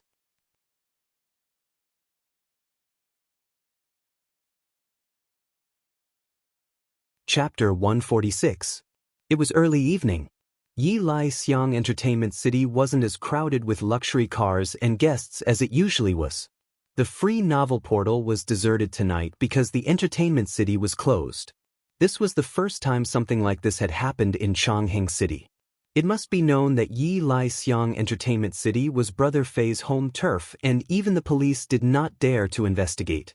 Even when there were various crackdowns, it still stood tall and was without a doubt the leader of Chongheng City's nightclubs. But today, the entertainment city was closed. This meant that there was a storm brewing in the night. Many eyes were watching this place. Although Ordinary Balance had a few big bosses who occupied most of the territory, there were also a few small powers. These small powers were most concerned about this storm. They were ready to take advantage of the situation and use this storm to climb up their ranks. In the night, the neon lights on the entertainment city signboard were still flashing. It was like a signboard, attracting certain people to come. Who knew how many people were lying in ambush in the dark? As long as the other party dared to come, there would be no return. The light footsteps gradually got closer. The spies in the dark tensed up their nerves and looked in the direction of the footsteps. That's strange. There were only 2 people. There wasn't a large group like they had imagined. But no one dared to let down their guard. Who knew if a large group of enemies would appear from any corner and catch them unprepared? These 2 people didn't seem to be afraid at all. It made people wonder if they were pleasure seekers who had gone the wrong way. But when the 2 got closer, no one doubted them anymore. They weren't pleasure seekers, but revenge seekers. But in the spies' eyes, it was more appropriate to say that they were death seekers. They recognized Lin Hu. As for Tang Zheng, they automatically ignored him. They thought that he was Lin Hu's underling. Stop! A few spies appeared and stopped the two of them. Lin, who was not afraid at all. Although one of his arms was wrapped in bandages around his neck, he was still full of vigor, putting on the posture of a big shot. Didn't Ah Fei want to see me? I'm here. Lin, who said indifferently, You really aren't afraid of death. You actually dared to come. Hoodlum used my brother to threaten me, so of course I would come. For my brother, what is there to be afraid of? Lin, whose aura was like a rainbow, causing the other party to shiver. Brother Fei has been waiting for you for a long time, let's go. The two of them were brought into the entertainment city under the watchful eyes of many. The entertainment city was brightly lit and filled with hundreds of underlings. The halls and aisles were all filled with people. The two of them were truly insignificant, like a drop in the ocean. It was as if as long as Hoodlum gave the order, the two of them would be drowned in the sea of people, their heads separated from their bodies. Hoodlum sat boldly in the center of the hall, surrounded by his subordinates. He stared at the newcomer with an unfriendly expression. Two people were kneeling in front of Hoodlum. These two people were forced to kneel and were battered and exhausted. Their bodies were stained with blood and their expressions were dispirited. However, when they looked at Hoodlum, their eyes were filled with boundless flames, flames of fury. When Lin, who saw the two of them, he couldn't help but call out, Dong Zi, Dao Zi. The two of them trembled and tried to turn around with difficulty, but they were firmly held down and couldn't move. In addition to being moved, the two of them were more anxious and frightened. They shouted, Brother Hu, quickly leave, you shouldn't have come, you shouldn't have risked your life for us. Hi hey, you're loyal. This is truly a good show. It's almost time for the 8 o'clock TV show. Hoodlum clapped his hands as he jokingly said, Hoodlum, if you have the guts then kill us. Using us to threaten Brother Tiger, what kind of hero are you? Dong Zi angrily roared. Hoodlum looked at Dong Zi with disdain and said, Do you know why you failed? Why don't you use your brains? What kind of society is this? What hero? Chi, that's just a show on TV, okay? Right now we are competing with strength. What use is a hero? A hero can only die and become someone else's stepping stone. Pay, Hoodlum, if you're filthy then don't taint others. Dao Zi disdainfully said. You're about to die, so I'll let you enjoy your mouth for a while. Hoodlum wasn't angry but instead looked at Lin, who with interest. He also automatically ignored Tang Zheng, as in his eyes these two were no different from dead people. How come only the two of you came today? Could it be that the other little brothers are scared and don't dare to come? Hoodlum mockingly asked. To deal with you, two people are enough. Lin, who coldly said. Oh, shameless boasting. Lin, who, your ability isn't great but your tone isn't small. But this battle can't be won by just relying on your mouth. You have to rely on your fists. Rely on this. Hoodlum touched his chest and a gun appeared in his hand. It was Lin, whose gun from before. Lin, whose pupils shrunk as he was a bit alarmed. But seeing Tang Zheng's expression not change, he slightly relaxed his anxious heart. Say it, how do you want to die and see if I'm satisfied? Hoodlum pointed the gun at Lin, who and asked. Hoodlum, let my brothers go first and then we can talk. Hoodlum shook his head. Catch them and then let them go. Do you think I'm so bored that my balls hurt? Since these two people are your trusted aides, then I will let them accompany you on the road to the Yellow Springs. Otherwise you'll be lonely. See how good I am to you? Huh. The others also began to laugh loudly. Brother Hu, we're not afraid of death. Our heads will be as big as a bull scar. 18 years later we'll be a hero again. At that time we'll find him for revenge. But I doubt he'll be able to live for 18 years. Dong Zi passionately said. Dao Zi continued to say, Right, even if we can't kill you Hoodlum, someone else will. Hoodlum's expression turned cold as he turned the gun and pointed it at Dong Zi. Since you want to die, I won't help you. I want you to watch how I kill your boss and then send you down to accompany him. You scoundrel! Dong Zi roared.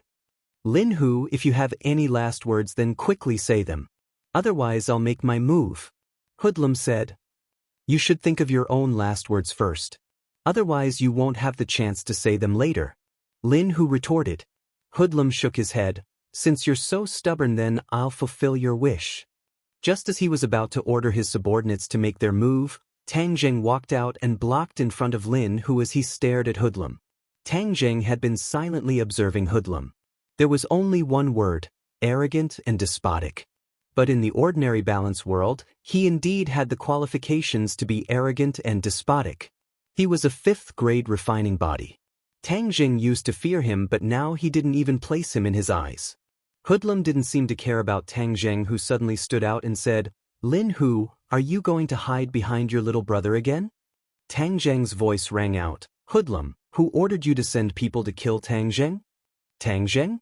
Hoodlum was shocked and couldn't help but sit up straight. This matter was very secretive and only a few people knew about it. But those people were either dead or crazy, so how did this little brat know? Hoodlum's eyes gradually narrowed as he stared at Tang Zheng as if he wanted to see through him, but in the end it was futile. "Or you?" Hoodlum asked with killing intent. "Tang Zheng, it's you?" Hoodlum was really shocked. Wasn't Tang Zheng a high school student? How did he get mixed up with Lin Hu? But the other question in his heart was immediately answered as his eyes lit up and he said, "Lin Hu, you still don't want to admit that you were the one who killed Scarface's people? So you were mixed up with this little brat." Lin Hu's face was blank. Tang Zheng's heart moved as he guessed that Hoodlum must have thought that Scarface was killed by Lin Hu and didn't think that it was done by ghosts. But this was no longer important, as he wanted to find out who was the mastermind behind the scenes. "Tell me who is the mastermind behind the scenes and you will die a quick death today," Tang Zheng said. Hoodlum gave a loud laugh. "Little brat, have you been scared silly? You actually dare to say such big words. Fine, in any case I still wanted to find you. Since you voluntarily delivered yourself to me, then I don't need to go through the trouble.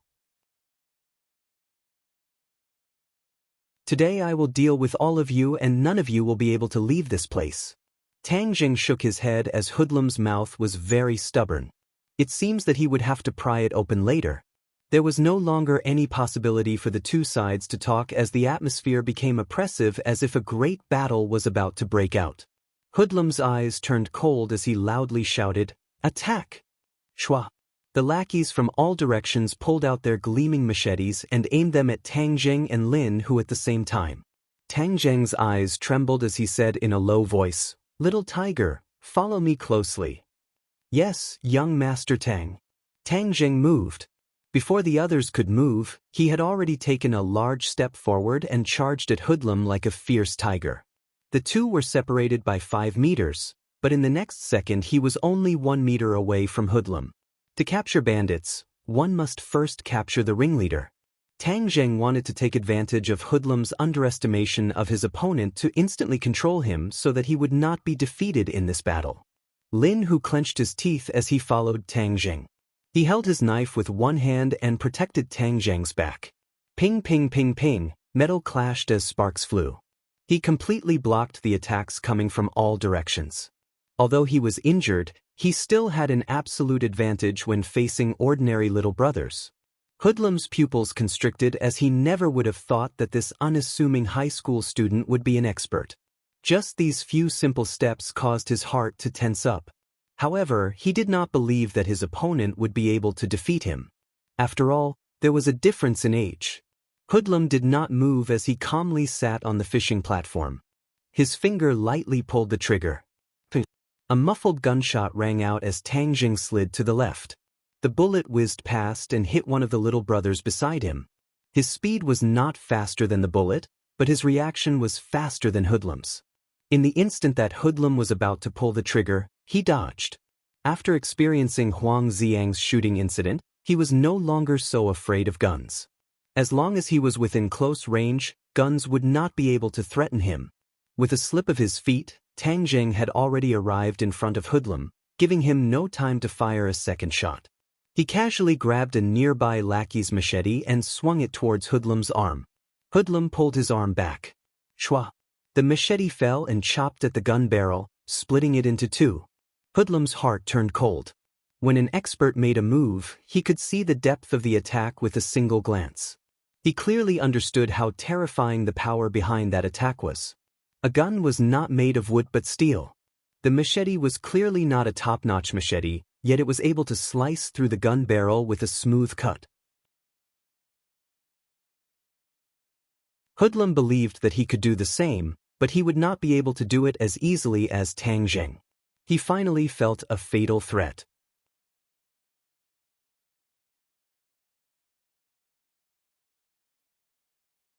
Chapter 147. Under the illumination of the lights, the blade's light was particularly dazzling. Seeing that it was about to land on Hoodlum, Hoodlum roared, "Attack!" The little brothers on both sides who had been waiting for this opportunity swarmed towards Tang Zheng. "O carrot, /o carrot, / Tang Zheng flicked his wrist, shwa shwa shwa. The blade's light flashed and in an instant, the people at the front were chopped to the ground, blood splattering everywhere. Tang Zheng didn't even blink. If he were to be soft-hearted at this time, he would be seeking his own death. Hoodlum took advantage of this short moment to retreat, dodging Tang Zheng's attack. He roared in anger, "Kill, I'll chop them to death." Kill. Shouts shook the heavens. Tang Zheng and Lin who were immediately surrounded by the crowd. Tang Zheng's gaze locked onto the distant Hoodlum. His opponent was too cunning, actually dodging his sure-kill attack. The tide of people made it difficult for the two to move. They could only face the attacks coming from all directions. "Young Master Tang, don't worry about me. Go and catch Hoodlum." Lin Hu anxiously roared. "Can you hold on?" Facing the tide of attacks, if Tang Zheng left, Lin Hu would be in danger. "I won't die yet. As long as you catch Hoodlum, their attacks will collapse." Tang Zheng looked at Hoodlum who was hiding behind the crowd and gritted his teeth. "Okay, then you be careful." He chopped down the enemy in front of him and then leapt up. He flew over the crowd like a great rock spreading its wings and pouncing towards Hoodlum. *CK. You can't even block this. Seeing this, De Fei's heart trembled. "Stop him." Blades glittering with cold light flew towards Tang Zheng's legs. Tang Zheng stepped on top of the crowd's heads. Ping ping ping ping, many of the weapons were kicked away by him. Hoodlum's pupils shrank. He was an expert in using his legs. Seeing that Tang Zheng's leg techniques were not weak, he was overwhelmed with shock. How could this brat be so powerful? He had never heard of such a fierce person before. Seeing that Tang Zheng had already passed through the crowd and was right in front of him, Hoodlum knew that there was no way to dodge. He stepped forward bravely and ruthlessly lashed out at Tang Zheng. It was really like a whip dancing in the air. The sound of breaking air was loud and terrifying. Tang Zheng looked down from above and raised his leg to meet the other party. Bang! With a muffled sound, the two of them retreated at the same time. Hoodlum retreated to the wall before stopping, while Tang Zheng only retreated a little before his foot landed on the head of one of them. Tang Zheng then took advantage of the momentum and charged forward again, throwing out the machete in his hand.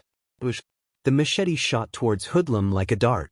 Hoodlum was overwhelmed with shock and hurriedly pulled over a subordinate beside him. Puff! The machete actually pierced through his body and into his subordinate's body. The subordinate spat out a mouthful of blood and looked at the trembling machete in his chest in disbelief. "Brother Fei." The subordinate turned his head with difficulty, but Hoodlum didn't even look at him. He tossed the subordinate aside and attacked Tang Zheng who had already landed on the ground.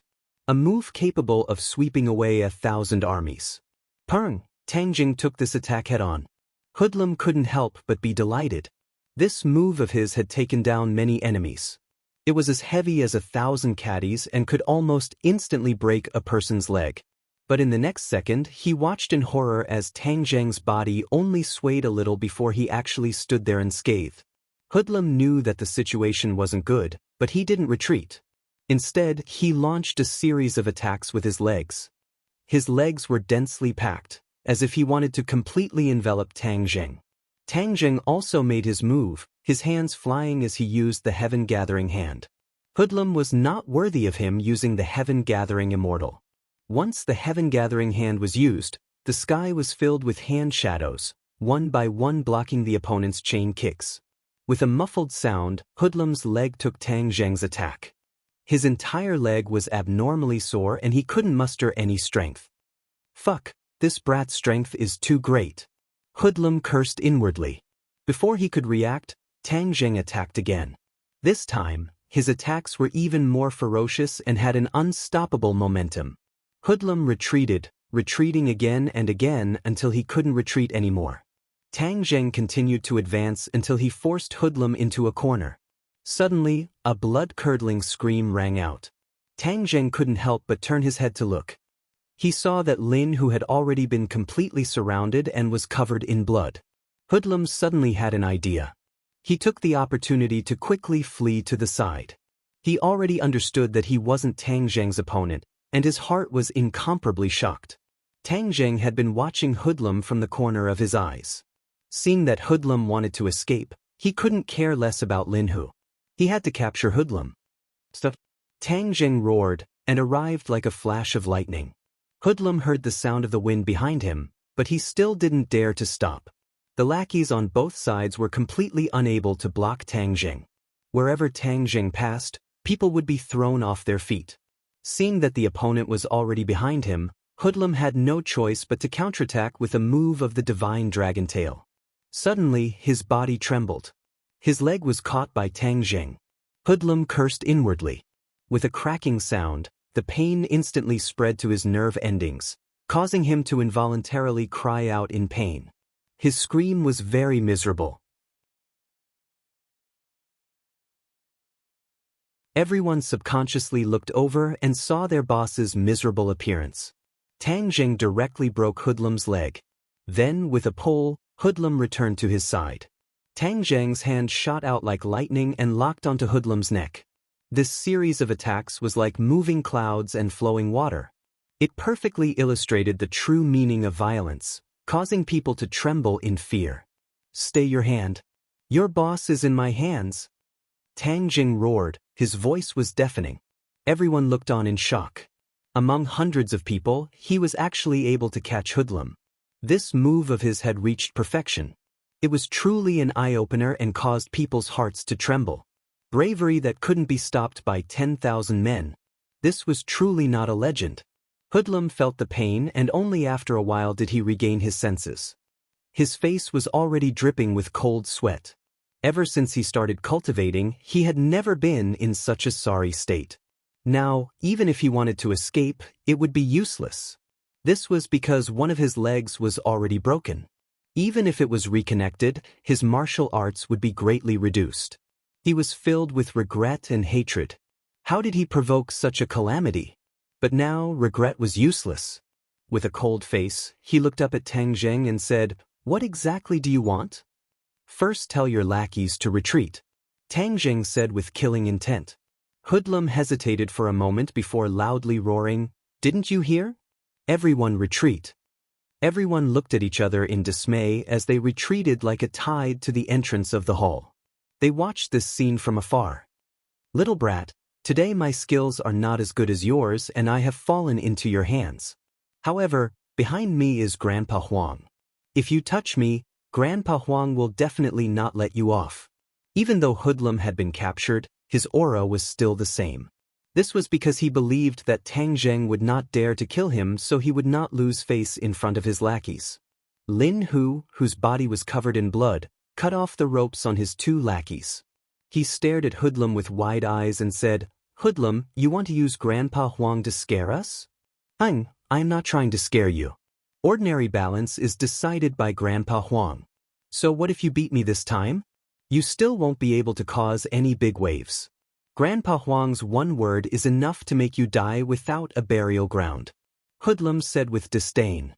Tang Zheng revealed a cold smile.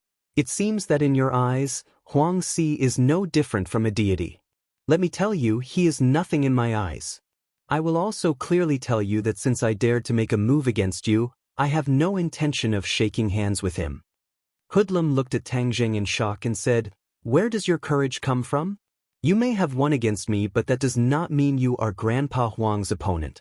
Little brat, let me tell you, you are still too inexperienced. Grandpa Huang is not someone you can contend against."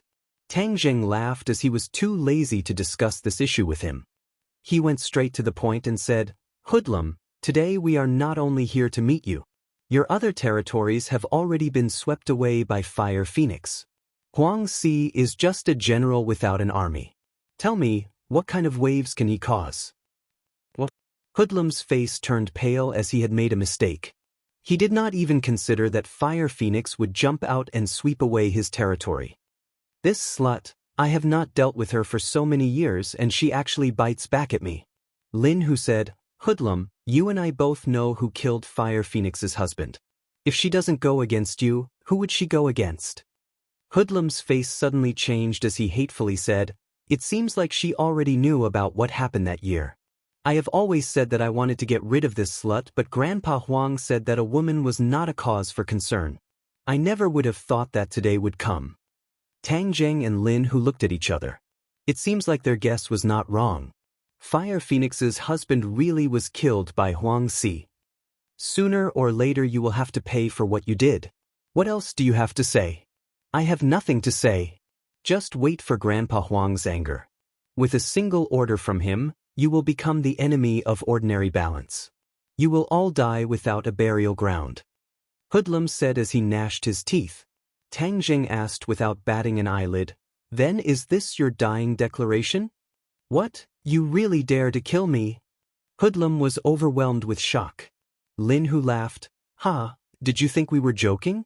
Young Master Tang's words carry enormous weight. If he says you will die, then you will not live past tonight. If I die, then you will all be buried with me. Hoodlum's eyes flashed with panic. He had always been so unyielding because he believed that the other side did not dare to kill him. As long as they killed him, then they could only fight to the death with Huang Si. He did not think that the other side would be so determined. This was not something he could understand. Tang Zheng coldly laughed. Then you just wait and see who will be buried with you. Lin Hu, let's go. Under the watchful eyes of everyone, of course they would not kill him. Moreover, Hoodlum had so many little brothers. If Hoodlum died, then who knew if these people would go crazy and attack him? Thus, they needed this hostage.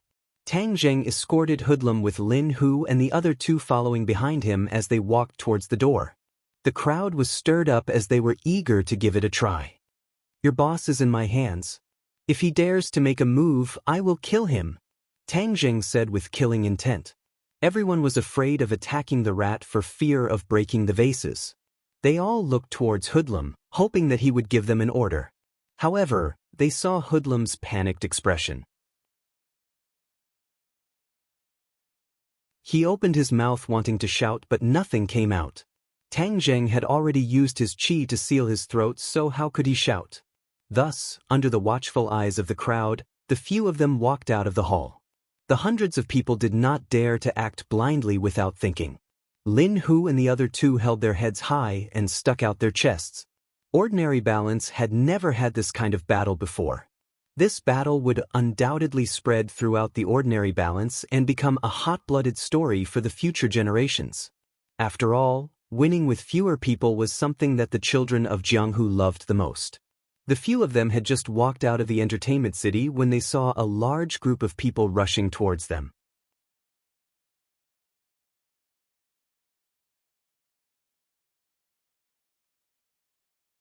Chapter 148. Everyone looked at the group of people brimming with killing intent. Lin Hu was pleasantly surprised. It's Fire Phoenix. Tang Jing nodded his head and several people went forward to welcome them. Fire Phoenix saw several people grabbing Hoodlum and could not hide her surprise. Young Master Tang, brother Hu, all the other places have been swept by my people. I was worried that there would be problems here, so I rushed over. I didn't think that you would act so quickly. She was still worried that the two of them were not strong enough, so she rushed over to help, but it seems that her worries were unnecessary.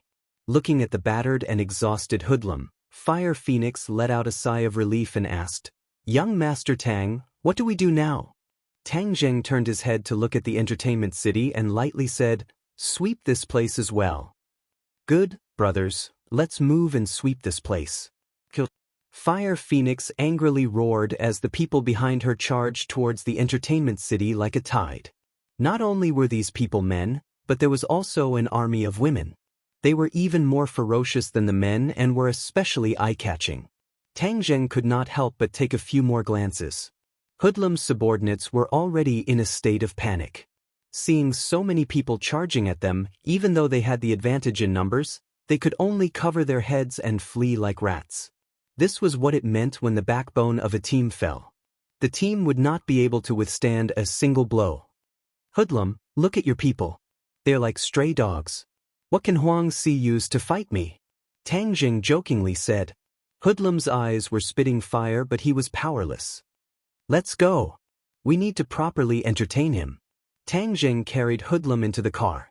He still had not figured out who sent Hoodlum to kill him, so of course he would not kill Hoodlum so quickly. Young Master Tang, I'll go with you. Fire Phoenix caught up. Tang Jing nodded his head and several people got into the car.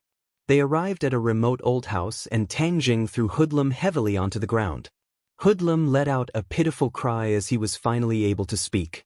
However, one of his legs was twisted and he was unable to stand.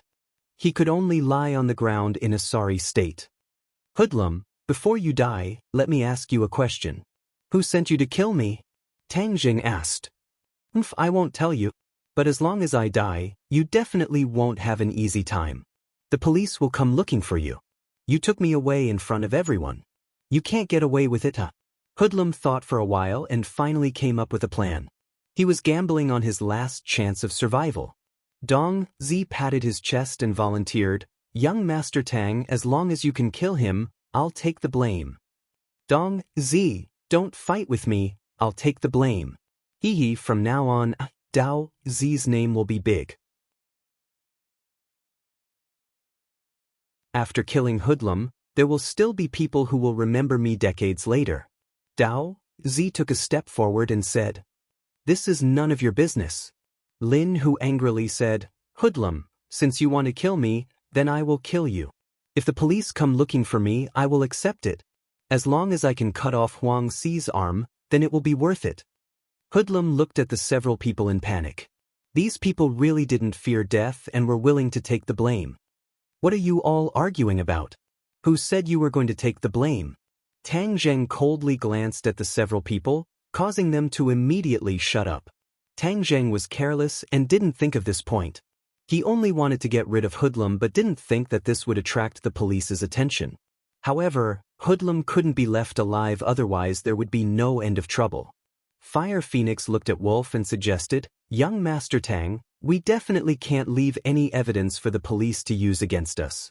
Tonight's operation was so big that no one died, so it is still within our control. If someone really died and it was Hoodlum, then the police will definitely investigate. For a murder case, the police definitely wouldn't ignore it, especially when it was a fight in the underworld.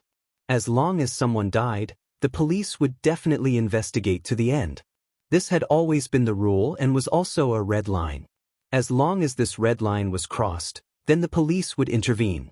Lin Hu and Fire Phoenix were well aware of this principle. Only a layman like Tang Jing didn't know. So it's fine as long as we leave him alive? Tang Jing asked in a deep voice.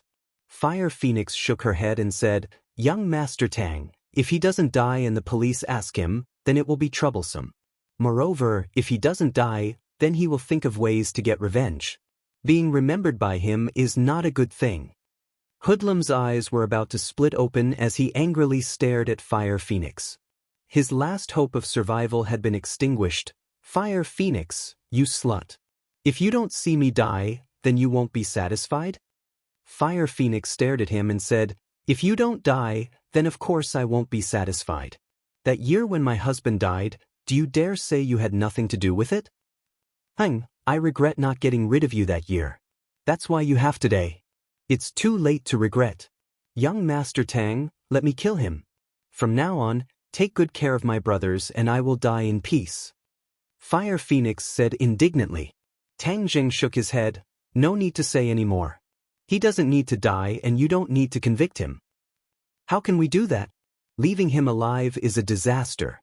Several people anxiously advised. Hoodlum's eyes lit up as a trace of hope appeared in his heart. As long as he didn't die, then he would have a chance to make a comeback and take revenge.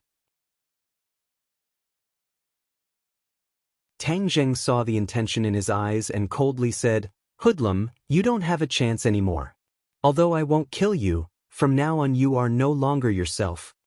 Several people looked at Tang Zheng in confusion, not knowing what these words meant.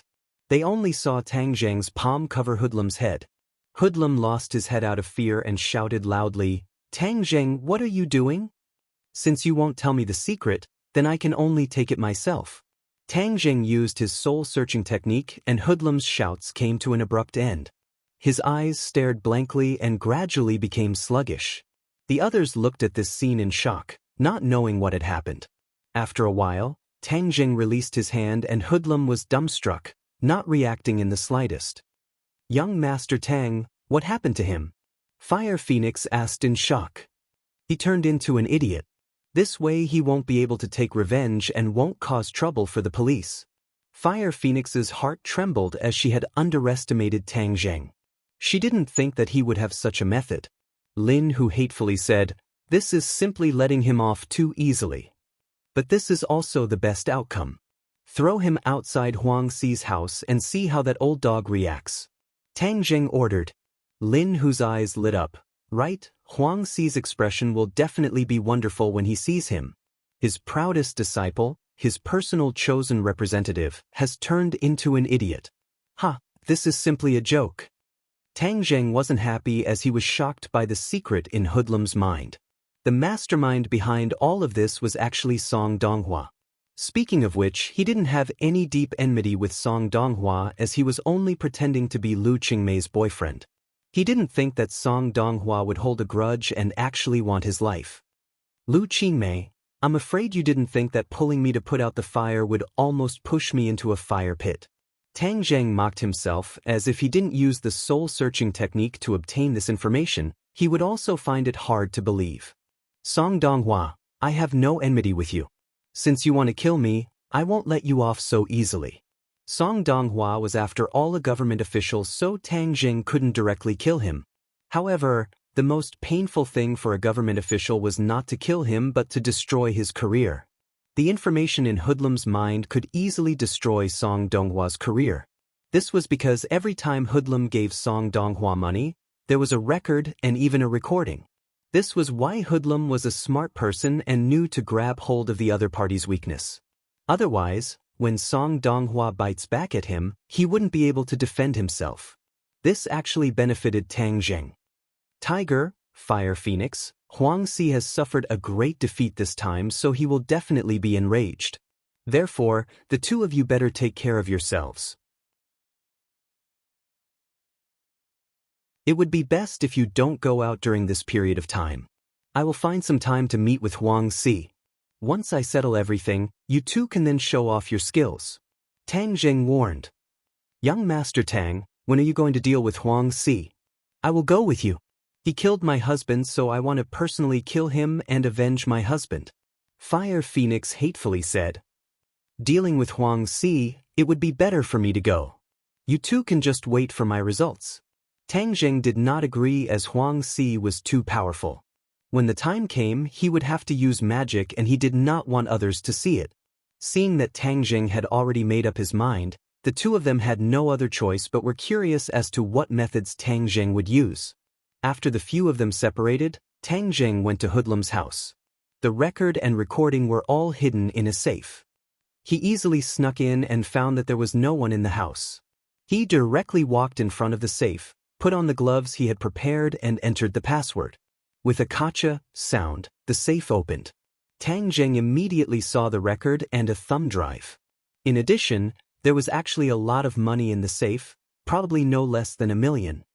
"Hi hey, this is really an unexpected harvest.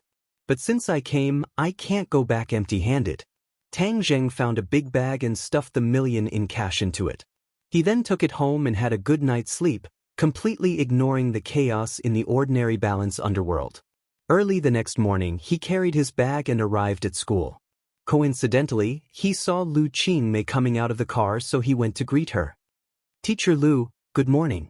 Lu Qingmei raised her head and suspiciously looked at Tang Zheng. Did the sun rise from the west? This little brat had always been avoiding her, but this time he actually took the initiative to greet her. Lu Qingmei slightly nodded and said, "What's the matter?" Tang Zheng took out a bag from his bag and handed it over to her and said, "Teacher Lu, I have a few things for you. What is it? Lu Qingmei was very curious. Good stuff.